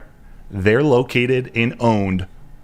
They're family owned and operated out of the state of Michigan. I got to make eye contact. They've been doing that for over 30 years. They got 60 brands of food with nutrition experts to help you same day, local, and curbside home delivery. Premier Pet Supply. Give your pet the best. That means going to www.premierpetsupply.com. All right, we are back. It is Woodward Nights on the Woodward Sports Network. Appreciate you guys all tuning in here. 8 to 10 every night. Appreciate you guys. I know it's late. I don't know if you guys are just chilling, having some dinner with the family, just relaxing and turning on the show here to hang out with the fellas. Hit that like button if you haven't already. I think, are we almost at 125? We're at 114. Let's get to 125 here by the end of this segment here. Wanted to do this. Make sure you guys call in here. The state of the Detroit Lions. The number, it is 313-552-6322. Want to see where you guys are at as fans going into this Sunday night game. First playoff game ever in Ford Field and first home playoff game since the 90s, man. So make sure you guys call us in. Again, that's 313-552-6322. As people call in, I know we have a couple callers. As a couple more people call in, I want to talk about this, Broder. I want to give you a little chance. This is my mindset here with the state of the Detroit Lions. We haven't done it yet going into the playoffs yet. Can I say one thing real quick? Just because it's about, I only have one chance. Matt Verville wants me to give his daughter a shout out before bed. Keena. Good night. Have a great night. Sleep well. Sweet dreams. Thanks for tuning in. Your dad is the man. The man. Yes. Shout out. Thank you, Boone. Go for it. Say the Detroit Lions, though. This is the thing. Is I've done this every week with the whole Booner Pat thing, the path, and all of that. Like this has been a thing every single week we do. We forgot it yesterday. Wanted to get into it today. This is my mindset with the state of the Lions right now, fellas. I said it on the heavyweights the other night, and Herman Moore heard me say, and he said, "Yep, Booner, you're right. I'm on the path." This should be going forward. Yes, we want to beat the Rams. It is one game at a time. First game, guess what's on the board? The Los Angeles Rams. But after that, it's the Dallas Cowboys. And after that, it's the 49ers. And after that, it's the AFC champ. This is all Super Bowl mindset.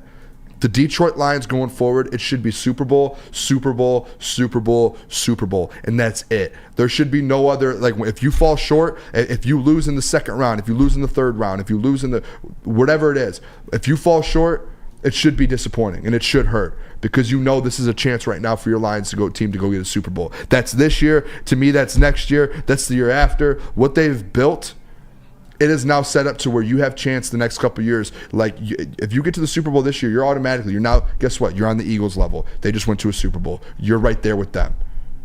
And that's where my mindset is now going to where, hey, I feel like, I know for a fact right now we're better than the Cowboys and the Eagles. And those two teams are considered Super Bowl contenders. You just hope if you get there and you lose both your coordinators, what happens to the Eagles doesn't happen to you. But that's another story. But I agree with you. Build. That's yes. why Dan's built an organization that has culture to where he can move guys up and move and move and move. That's what I want the mindset to be going into this week. It's we win this game. If we lose, it's a disappointment. Then if we win, we go to next week. If we lose that, it's a disappointment. If you go to the NFC Championship game, you should want to beat the 49ers and expect that. And that's where my mindset's starting to go with this Lions team. Herman Moore even said it. Hey, if you're in the playoffs and you're a higher seed, you're hosting a playoff game, you should be expecting to go to the Super Bowl and win the Super Bowl. That should be your mindset as a fan base and as players. Yeah, and this the Stafford and Goff, the Rams and the Lions, like this story, you know who's talking about it? Us, the media, the fans. You know who's not talking about it? Anyone down there in Allen Park. They honestly could care less, including Jared Goff. He knows he's had to answer questions, but that whole team, Josh Reynolds included, they honestly, that storyline is nothing. Although I do believe that they're going to play hard for their teammates, for Goff, for Brad Holmes, but it's not like this. This is the story for all of us, and it is intriguing. But those guys are locked in, and they're focused on a Super Bowl. And what's in front of them? The Los Angeles Rams. Not just Matthew Stafford, but how are we going to stop Puka Nacua and Cooper Kupp in that running game? How are we going to take advantage of that the secondary? Let's neutralize Aaron Donald in that front seven. There's so much that goes into it. That's what they're focused on, not the story. Yeah, and like I said, I want to hear from the people when it comes to this because I want to see where people stand heading into this playoff game. How confident are you that this team can make that run? And I just want to kind of get a feel for the people on this as well. So, Nick. Who do we have here? Who's the first caller? And again, the number is 313-552-6322. So make sure you guys keep calling in here. Nick, who do we have? Gonna go to Dom Rivera. Dom, you're live on Woodward Nights. Hey, what's up, boys? Dom, how you doing? What's up, man? I can't hear nothing. He can't hear us. A little disconnect. Can you? This is that issue we had the other Dom. It had been the other. Heard the announcement. Can you hear us now, Dom? Can you?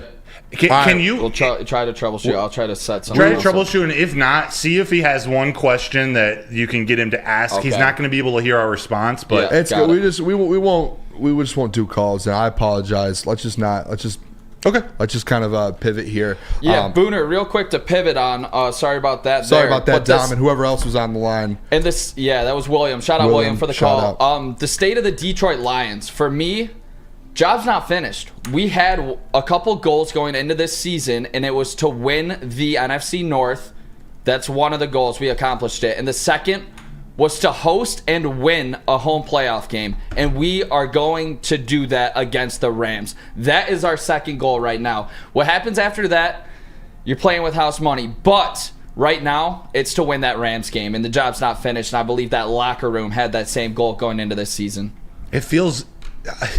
maybe I shouldn't be the one saying this, but it feels eerily similar to the Michigan team, to the Michigan football team of despite all the chaos around the team and the stories and the good and the bad, like that team is so focused and they beat Alabama. They were saying job's not done. Yep. You could tell the fact that they were heading to the national championship game, they were ready for it. There were times in the game where they didn't play as well as but they were ready for that game, and that's, I feel very similar about just the makeup, the grit, the type of relationship that the team has within themselves. It's been special in Detroit, in Michigan. It has. I mean, and it's just like it's a culture.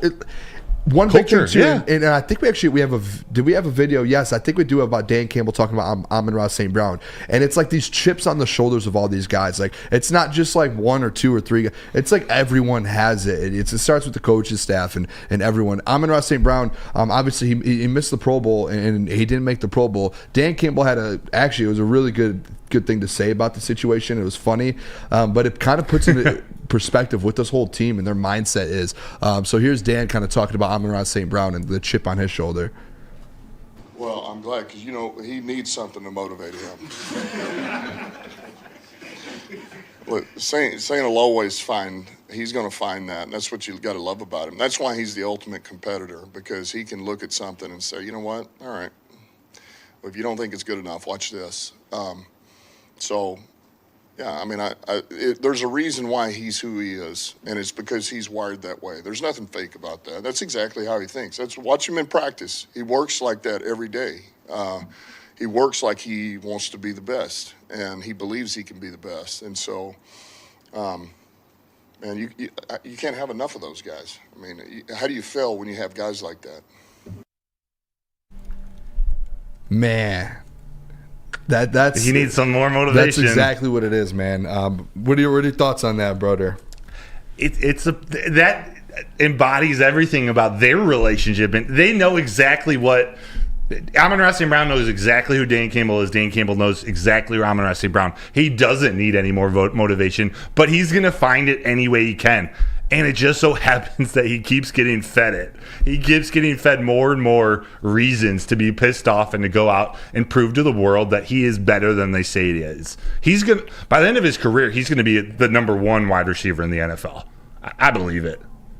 Wow. Like at one season, he's going to be You're first. saying at one point? Yeah. I don't hate that. And I'm not saying right now he's better than Justin Jefferson. It's or different. those. It feels like it's different. And I say that more not as like a hot take or prediction, but just that guy is going to work himself he's going to become the number one wide receiver in the NFL because of his work ethic. I just believe he's going to do it. Now he's got to go out and prove that to me. Yeah, and Phil here in the chat too. This is another. I mean, there's just so many different storylines to this game, man, and it's different things. Phil said in the chat, he said, "Remember, the crowd needs to gather loud while Stafford is in the huddle." Broder, I'm going to let you take that comment there. Yes. And if KJ, is there a tweet of mine that I think Booner put it in Slack, if you could throw it up? This is big. This is a huge. Great question and great answer. Alex Anzalone, linebacker captain, was asked, "Hey, do you have any instructions for the fans?" And he said, and this was his personal request, his personal preference, to get as loud as possible when Matthew Stafford, when the Rams quarterback is going into the huddle, when he's going in and trying to communicate with his teammates, as when he comes out. I don't know if he wants it to be dead silent, but that's when the offense or the defense needs to communicate. It makes it a little easier, but the hardest thing for the offense is if you're loud when they're in the huddle, it makes it that much harder to communicate. That's something I didn't even put together in terms of the timing, because it's been loud when the offenses have been on the field, but Sometimes it doesn't carry into the second half. Sometimes it's just when they're coming out of the huddle and they're good. They don't have to say anything more. My guess is that you should be allowed into the huddle and all the way out, because like the snap count, the audibles, Stafford having to like make changes and everything. I think that I'm guessing the defense has play calls so where Anslow's able to use hand signals and do all of that, but that right there, like that shows like I think this atmosphere on Sunday is going to be something you've never seen. Yeah, it's going to be like Stafford and the Rams. They think when they went on that Super Bowl one, when they went to Tampa, like they thought that might be loud or crazy. Like this, it might be the biggest and toughest atmosphere almost ever in the NFL history playoffs, because you haven't had one in over 30 years. And it's going to be 100% Lions fans. Oh my gosh! We talked about it yesterday. Ticket prices, man. Season ticket holders, Lions fans who put their deposit down and got playoff tickets, they are not selling their tickets except for incredibly high prices. Like, it's all Lions. It's going to be all Lions. There's going to be that. Not that the Rams travel well anyway, but it's going to be all Lions fans. You know how loud it's going to be? What if Eminem makes an appearance? I'm sure he will. I'm sure there's going to be a lot of people, a lot of Detroit people there. Oh, the halftime performance. It's the Detroit Harlow, Youth please. Choir. What? I said not Jack Harlow, please. No offense. Jack's back. It's like, I don't know. Back. I think it's like the Detroit Youth Choir. I might be getting their name wrong. I don't know if it's in connection with the Jalen Rose Leadership Academy. I may be wrong. Is it the choir that was on the America's Got Talent? America's Got Talent. Yeah. Is it them? I think so. They're elite. Yeah, I've seen them a couple times now. Yeah. They're very good. Shout out Get ready for that. Paul Thomas here in the chat said Spielman said in Dallas in 1991 at Silverdome playoff game versus Dallas, it was so loud on defense they didn't bother trying to talk to each other and they couldn't hear. I think the defense, I'm sure Anzo and that defense this week they're doing something because they know they're not going to be able to communicate very well together. I would rather them have to do that and mess up their offense and get more false starts and all of that than anything, because I'm sure they've had to deal with it already.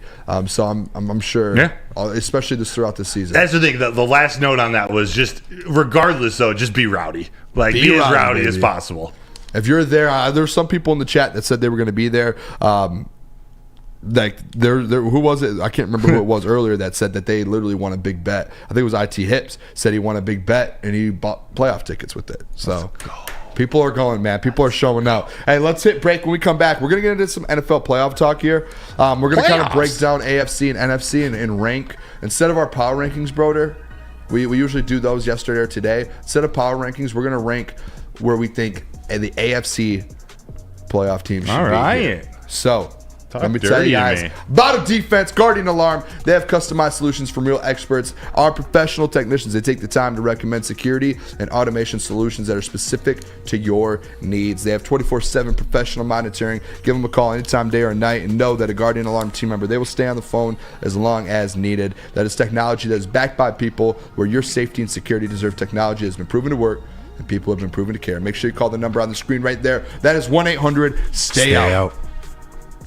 Join Woodward Sports' own Jeff Iafrate along with special WSN guests for the most anticipated Lions season in decades. Filled with different surprises and expert analysis. You're not going to want to miss out. Go to our Woodward Sports YouTube channel on Sundays and tune in live from 9:30 to 11:30 a.m. Calling all landscapers. This is Darren McCarty. I'm at Outdoor Equipment Co. How would you like to landscape like a legend? How about a bad boy zero turn? And even a chainsaw.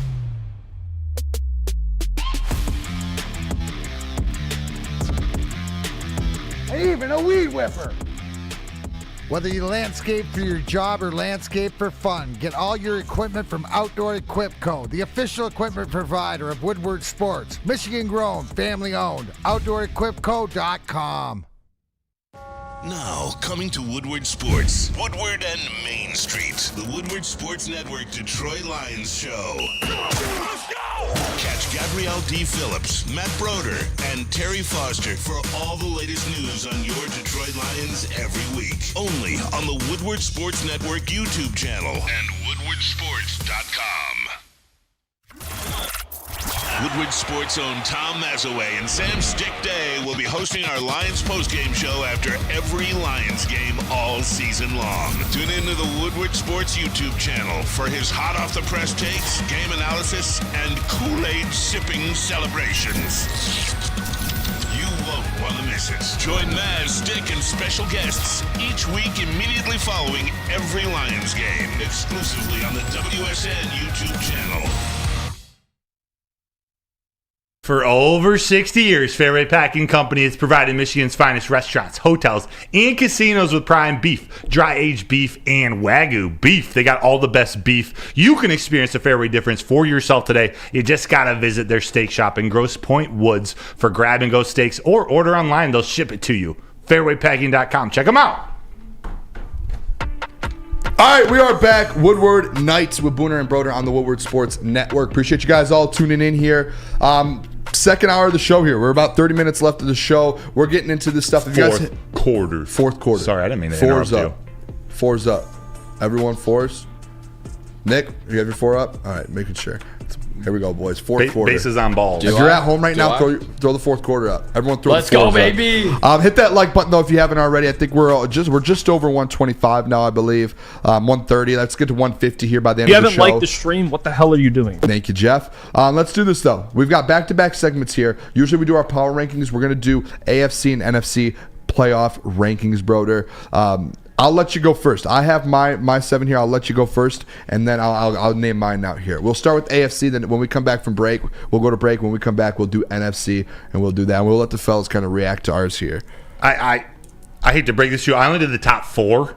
What? Yeah, so I'll give you that unless you want me to. Can you fill it in your head real quick? Yeah, Okay. but I'll go top to bottom. Okay. Because that's in terms of like getting to the Super Bowl. I think the chances, the Ravens have the best chance to get there. I think they're almost a lock to be in the Super Bowl, but they got to go out, play those games. Lamar's got to show up in the playoffs. I have the Bills second. They're hot, man. They're hot. And then here I have the Chiefs. Chiefs. I really want to pick the Browns. At 3. I really want to pick the Browns. Who'd you have at 1? Ravens. Oh, okay. Sorry, I really want to pick the Browns, but if the Browns beat the Texans, which I expect them to, they got to face the Ravens in the second round. I don't see them going there and beating them.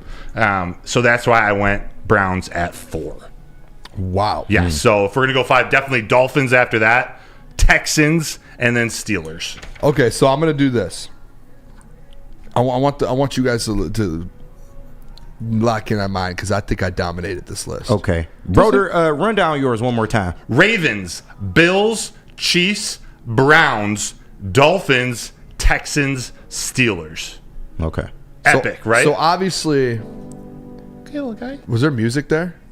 That was interesting. I was testing something. Bad idea. My bad. Yeah, I was like, It sounded good, though. Yeah, it did. I thought it was like a It's like a Kanye beat coming in. I thought it was like a poor Broder. You're right. That's what it sounded like. Bad list. Bad luck, Broder. Number 1, though, I have call the me. Ravens at number 1. Mm-hmm. And I'm going to go to the back of my list here because I have the same as you. At 7, I have the Steelers. I think they're the worst in the AFC right now. Yeah. At 6, I wanted to put C.J. Stroud up a little bit more, but just being a young team, I think 6 is good for them. This is where we're different, though. At number 5, who did you have at number 2? Oh, Bills. Who did you have at 3? Chiefs. I had the Chiefs at 5. Got you. I understand. I have them behind the Browns and the Dolphins. And I have the Browns at 4, Dolphins 3, Bills 2, Ravens 1. The reason is the Chiefs, they've been bad recently. Whether they're winning games or not, they've looked bad. They're going to win. I believe, and I know I have the Dolphins above them. If they were playing in Miami, the Dolphins beat them. Yes. And they beat them bad. The weather situation that's going on right now, like they were trying to get the game switched because the wind shield's so low, and it's going to be. But like the Dolphins, they play in Miami. Like think about playing in Miami all year and then having to go play in like almost like a record-breaking negative degrees. Yeah. Like that's tough. So I think the Dolphins, I think they're a better football team, to be honest, than the Chiefs. I think the Chiefs are one of the worst teams in the AFC in the playoffs. Yeah. Not the AFC, but in the playoffs. They ain't that much better though. No, I don't think so. But and I think the Browns are right there in that mix. I think like if you did this, I think if you took like the AFC Championship, I think it's gonna be Ravens, Bills, and then I think you could just take Dolphins, Browns, Chiefs, put them in a category, and Texans and Steelers and put them in a category. And I think there's just 3 categories there. I don't see the Chiefs. I saw on ESPN today they did like a thing where it was like who can make a Super Bowl run and who's a one and done, and they were all picking the Chiefs for a Super Bowl run, and I just don't. I don't see it. I have not seen a game of them like that they played this year that makes me think that's a Super Bowl team. Yeah. Have you seen many playoff games that Patrick Mahomes has been in that he's not? I know that's But a have you seen hypothetical. any regular seasons No. like he's had this year? No, Never. you're right. You've never seen Patrick Mahomes in this Chiefs team like this. You're right. For me, it was that not just the weather, but because it's Miami going away. Like specifically that team having to go to a bad weather first round game. I guess I didn't really even do like who's going to beat who. I just really did who I thought was overall, better. What do you guys think there? Was there any like crazy things, or in the chat? Have you guys dropped that in there? Nah, I got to go with Boone with this list. To me, Broder, you just had Dolphins a little too low. And also, watch out for the Browns, man. I got a funny feeling about them. Just because that defense is so elite. Like I said before, they only need subpar quarterback play to keep that thing moving over there. Watch out for them. They can be a good matchup going on. But, yeah, Booner, you got this one to me. Hey, real quick, too, with the Browns, they play the Texans right away. They do. They could. I think they could beat the Texans, and then after that, Definitely. I think it's open. You're 2 games away from a Super Bowl with the Super Bowl quarterback there with Joe Flacco. Nick, yeah, they're favored against the Texans -2.5 on the road in Houston. I really like CJ Stroud in this Texans team. I cannot lie. I love the firepower of Nico Collins on the outside, and they're riding this storybook. They had the number 1 and 2 pick, right? 2 and 3 with CJ Stroud and Will Anderson. Oh, yeah. And they are riding these two all the way to the playoffs at a home playoff game. They got to have something special going on in Houston. Do not be surprised to see the Texans beat the Browns at home. Week 1. Yeah, I wouldn't be surprised. I just think it's just crazy. Like, you have a Joe Flacco, CJ Stroud. Like, if you would have told me that at the beginning of the year, I would have laughed. Wild. I would have been like, there's no way Joe Flacco. He was not even in the league at the time if you would have told me that. I would have put the Browns at number 2 if they were on the other side of the bracket as the Ravens. Like, I just approach But the thing is, it's like they might not have to play the Ravens. If another team gets upset, like, they wouldn't have to. If the Ravens lose? Like, if Miami ends up beating Kansas City, the Miami would go play Baltimore. Or if Pittsburgh beats Buffalo, which probably won't happen, but if Miami beats Kansas City, then it goes there. Cause I have the Browns and the Texans. The winner of that plays the Ravens. It goes second round. It goes. You play the high, like the number 1 team plays the worst team. The seed, it all switches. Got you. You play the highest remaining. Okay, seed so or the lowest remaining seed. So like that's like the thing with the Lions, to where if the Lions win, and Green Bay beats Dallas, Green Bay would go play San Francisco, and you get the home game versus the winner of the Tampa Bay Philly game. Interesting. So that's just like how it. I'm glad we get a break before the NFC because I got to change my list. You better fix that, KG. Nah, real quick, while we on topic of the AFC, do you feel anything about this Bills-Steelers first round game? I'm kind of getting a sneaky suspicion. No, Not saying don't that say the that to me, Bills will KG. lose, but it's just, I don't know. I feel like that game will be closer than it should be. But I thought 10 points is crazy. Yeah. In a playoff game, it's crazy. Yeah. But you have to understand, Mason Rudolph's on the other side and no TJ Watt. So Part 2 of that was my deciding. I didn't realize TJ Watt was he's officially out for the week. Yep. Yeah. So Bills are going to they're going to go win the AFC. Yeah. I'm convinced. Bills are going to win the AFC. All right. When we come back, we're going to go NFC. I want to see where you have the Lions, Broder. I'm interested. I want to see where you have the Detroit Lions. Tell us about Mark White before that. I will, because I'm dreaming of a new home but feeling the financial too. pinch. Mark White and Associates that can help. Your trusted real estate experts, they're here to help. They will pay up to $5,000 of your closing costs. That's right. I said $5,000. So call Mark White and Associates today at 248-290-8242 or visit them at markwhitesells.com.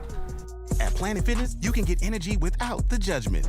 Hi, can you help me with this? You don't know how to use it?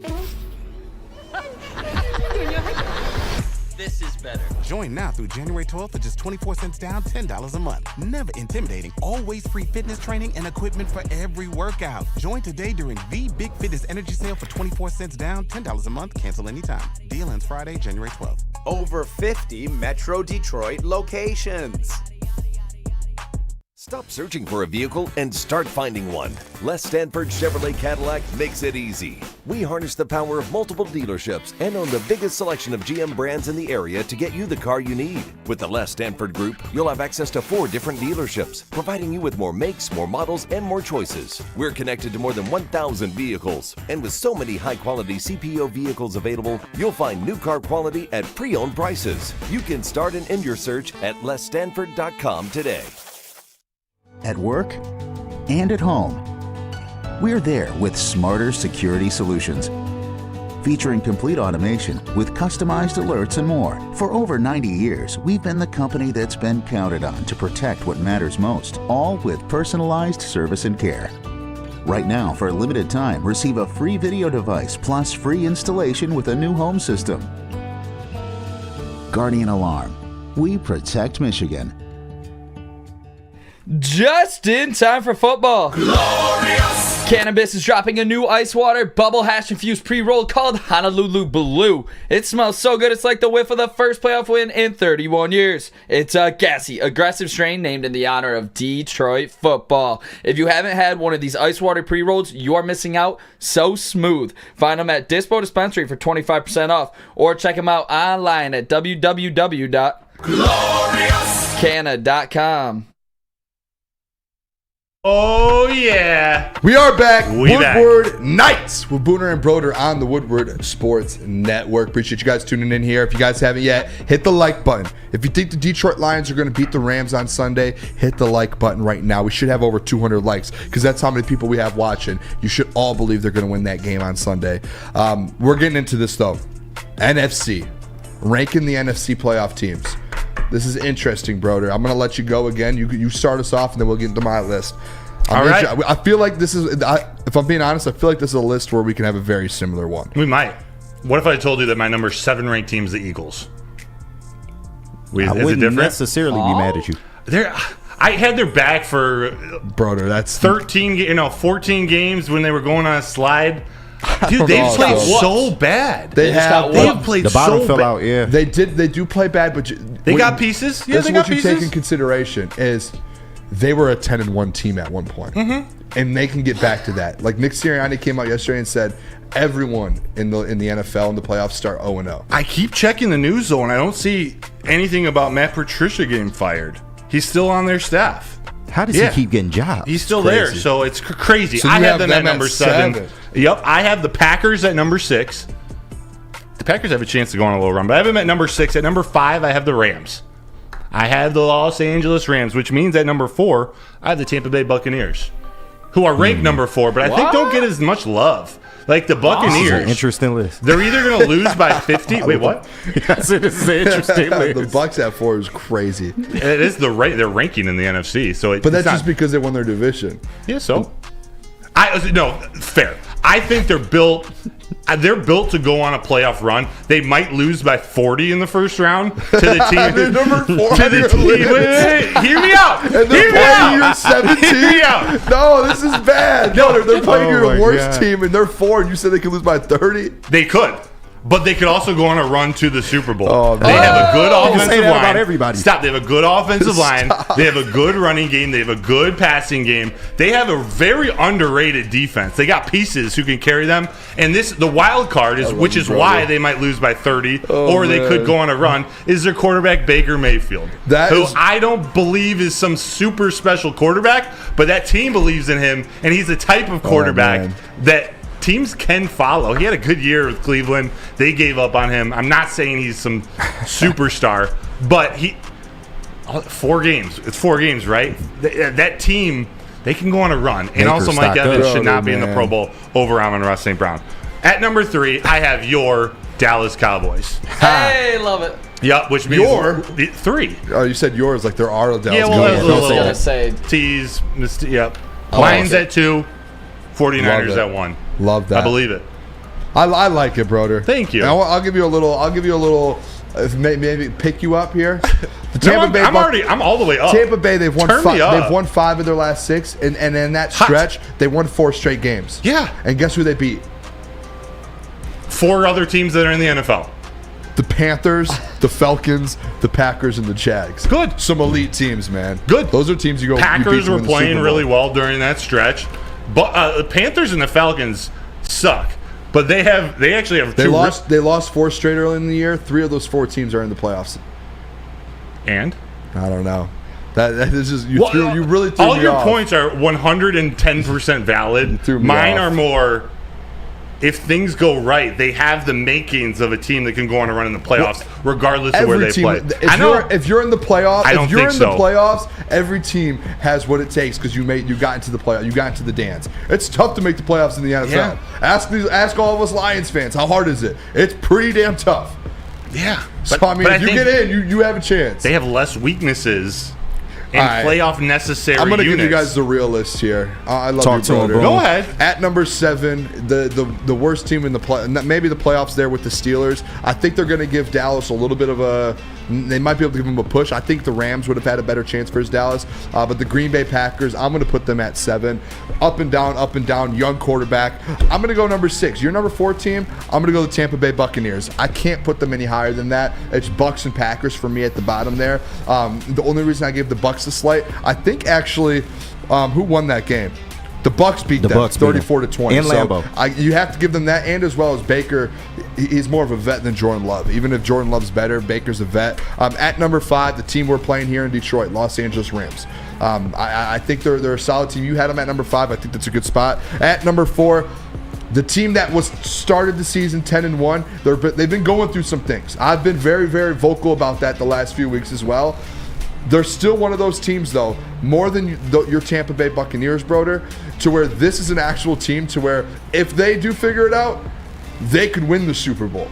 Like, they were in the Super Bowl last year. If they find, even with Patricia, like, if they figure it out whatsoever, that's a team that flips the switch. They have what it takes to win the Super Bowl. They have the roster.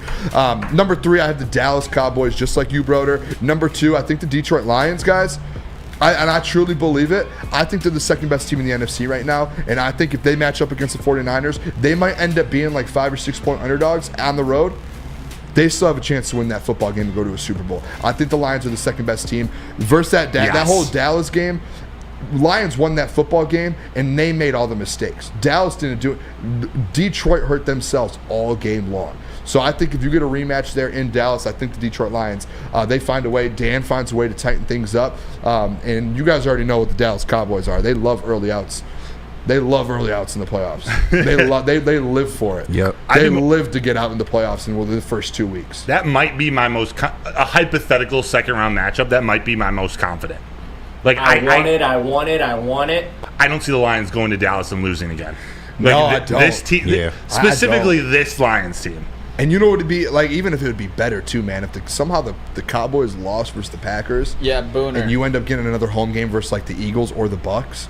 Like, that is just like, I think the Cowboys, man, like you said, at the beginning of every playoff, they drop games. They drop games. Yeah, you had the Packers last in your power ranking. I think they're really hot right now, and I think could they are see too. them go into Dallas and win. Like, I really can see that as a possibility. The way Dallas, God, we got so unlucky in that game. Let's not circle back to it. But if we can get that second home playoff game, like you just said, against the Eagles or Bucks, sign me up for Tampa. I mean, sign me up for San Fran. They've won 3 straight. What weren't great games, but they've been playing good football. I had them last because they beat the Panthers, the Vikings, and Bears. Like, not great games, but they've been winning football games. Yeah. And the Bucks, I mean, they won 5 of their last 6. So I think the Packers. Jordan Love's first playoff appearance. So yeah, which is that's what the C.J. Stroud thing to me too. I'm interested in C.J. Stroud, how he does. What do you guys think? Whose list? Booner, hands down, man. Broder, I love you, man. You got to come up with a better list. Having the Bucks over the Eagles is a bit much. Like, trust me, I hate Matt Patricia too, but it's a bit much. That's all I'm saying. 4-7 too. Nick, oh what my you think? Gosh. I get it. I understand. I'm Broder went the bold. crazy one. Like, I get. Like, I picked it a little eccentrically. Yeah, you went bold with the Bucks on that one, but yeah, I got to give it to Booner on this list here. You. But talking about real quick before we go to the break, I know you're about to hit your read. When we come back, we're going to announce the Jahmyr Gibbs jersey. I have to just tease the Jahmyr Gibbs jersey. We got the winner, and we are announcing it when we come back. So make sure you guys all stick around if you guys submitted something, and as well as we're going to hit mailbag here when we come back. Yeah, we're going to pick a winner, and talking about winners, if you want to be a winner, Planet Fitness. It's home of the judgment-free zone where anyone, and we mean anyone, can feel comfortable and work on their fitness goals. At Planet Fitness, you'll experience a squeaky clean gym that has tons of equipment, a full-body workout in just 30 minutes. All memberships include fitness training. You get all this for just $10 a month. No matter where you are, there's a Planet Fitness close by. Make sure you check out Planet Fitness, where your fitness is essential. Woodward Sports' own Tom Mazaway and Sam Stick Day will be hosting our Lions postgame show after every Lions game all season long. Tune into the Woodward Sports YouTube channel for his hot off the press takes, game analysis, and Kool-Aid sipping celebrations.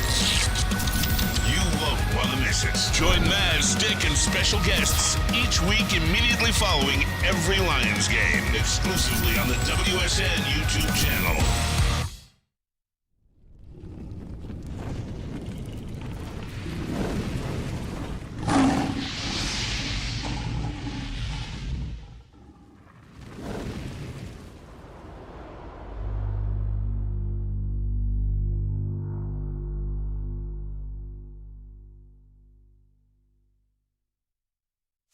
Join Woodward Sports' own Jeff Iafrate, along with special WSN guests for the most anticipated Lions season in decades. Filled with different surprises and expert analysis. You're not going to want to miss out. Go to our Woodward Sports YouTube channel on Sundays and tune in live from 9:30 to 11:30 a.m. Brace yourselves, Detroit. As the sun begins to set, two of Woodward Sports' brightest young stars will be taking the mic for a brand new show. Woodward Nights with Booner and Broder. The dog days in Detroit are over, and the boys are unleashed. Join in on the banter and hop on the bandwagon of the #1 night show on the internet. Tune into the Woodward Sports YouTube channel every weeknight from 8 to 10 p.m. Woodward Nights with Booner and Broder. Since 1996, Feldman Automotive has been driven to provide a fast, convenient, and first-class car buying experience called the Feldman Advantage. They got 18 locations, so there's a Feldman dealership in your backyard. You just got to visit feldmanauto.com to find the location nearest you. Also, catch the Morning Woodward Show and Big D Energy every other Monday at their Novi dealership. It's part of what makes Feldman Chevrolet Detroit's #1 Chevy dealer. All right, we are back. Woodward Nights with Booner and Broder on the Woodward Sports Network. Appreciate you guys all tuning in here. If you guys haven't yet, hit that like button. We're at 145. Let's get up to 175 by the end of the show here. Let's get about 30 more likes here if we can. We are going to announce the winner of the Jahmyr Gibbs jersey from this last Sunday after the game. Jahmyr Gibbs. Hey, first of all, what a rookie season by Jahmyr. What a rookie year. We're giving away another Jahmyr Gibbs jersey, and we're going to make sure we do that. It was tough picking the person this time. I just scrolled, boom, clicked. We got someone. Who we got? This is Jahmyr Gibbs. This is rookie. This is Jahmyr Gibbs. #1 alternate for the Pro Bowl in the NFC. Jahmyr Gibbs out of the University of Alabama. Yes. The winner. The winner. Of the Jahmyr Gibbs jersey. The one, the only. Reed! I don't know how to pronounce your last name. Shaner? Shaner? Looks like a Shaner. Let's go! Shout out to Stick there live on the postgame show as he submitted his entry.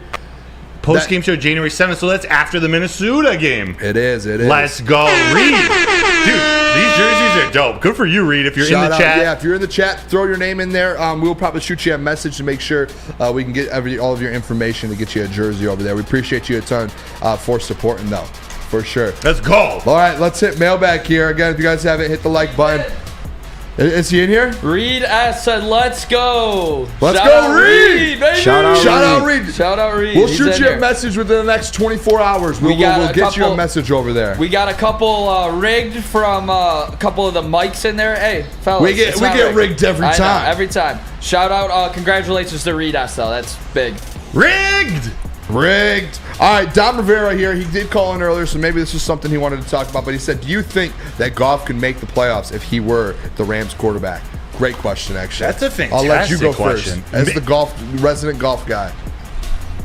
As the one who's just covering Goff unbiasedly, but defending the quarterback of the Detroit Lions for getting slandered all over the state and country. As a resident golf guy. Yeah. Tell us, what do you think? I didn't even get on the top 5 list for being a golf slap. He was for being a Lions the top predictor. 5 lists today were only 2 of them were real. Yeah. If the Booner path wasn't on all of those lists, list void. This Rams team, I don't think so, because Cooper Kupp was out for most of the year. I think he needs that security blanket of a slot receiver like Kupp, Amon-Ra. I think he can make it work with Puka, but there's no Laporta. Stafford can make... I want to think about this and answer, but my first instinct is no.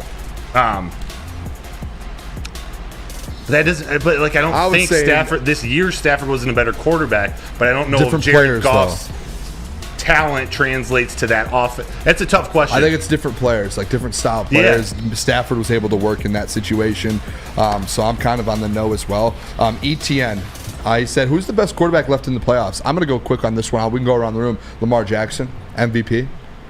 Yeah. Wait, what was the question? Who the best quarterback in the playoffs? Who's also never proved it in the playoffs? I'm going to go Patrick Mahomes. Oh. Yeah, good choice. Those you got two. 30 seconds to mute. You're muted for 30 seconds. For what? He has the most experience. Talking about Mahomes on the show. Winning. KG, what do you think? Is Mahomes muted on the show? Playoffs? What are we doing? Yeah, you said best quarterback in the playoffs? Yeah.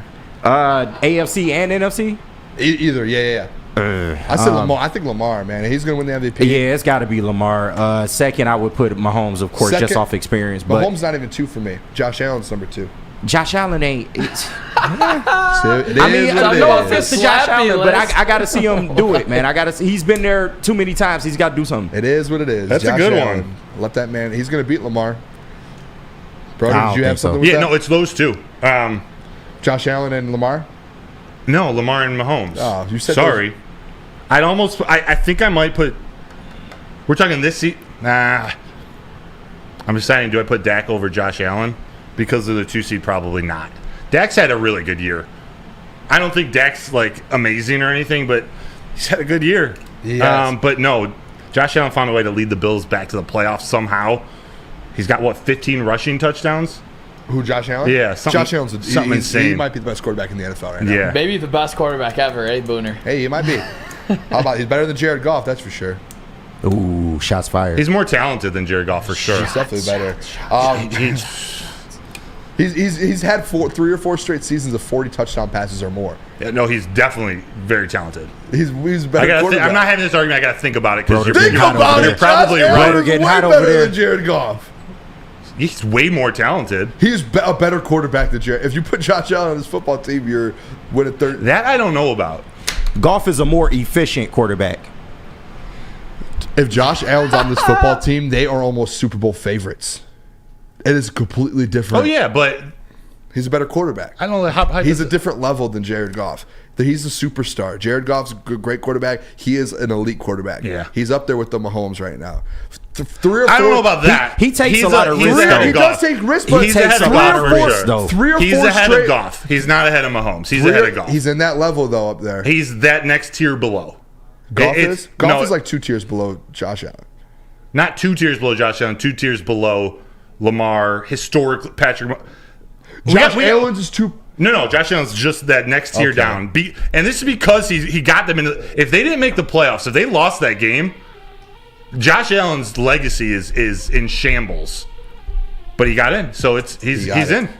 4 straight or 3 straight seasons, whatever it is, of 40 or more touchdown passes. And we're not giving any credit to the OC, right? Or are we the change in everything? I'm just talking about Josh Allen, his talent. What is he going to do with it, though, in the postseason? Oh, he's going to go win the Super Bowl. Maybe not the Super Bowl. He's going to lose to the Detroit Lions. He's losing to the Ravens, man, in the AFC Championship. Yeah, he'll be in the Super Bowl. It'll be the Lions, Ravens Bills. defense will make Josh Allen turn the ball over 3+ times. Lions, Bills, baby. Super Bowl. I would throw a fastball at Easy's head. Whoa.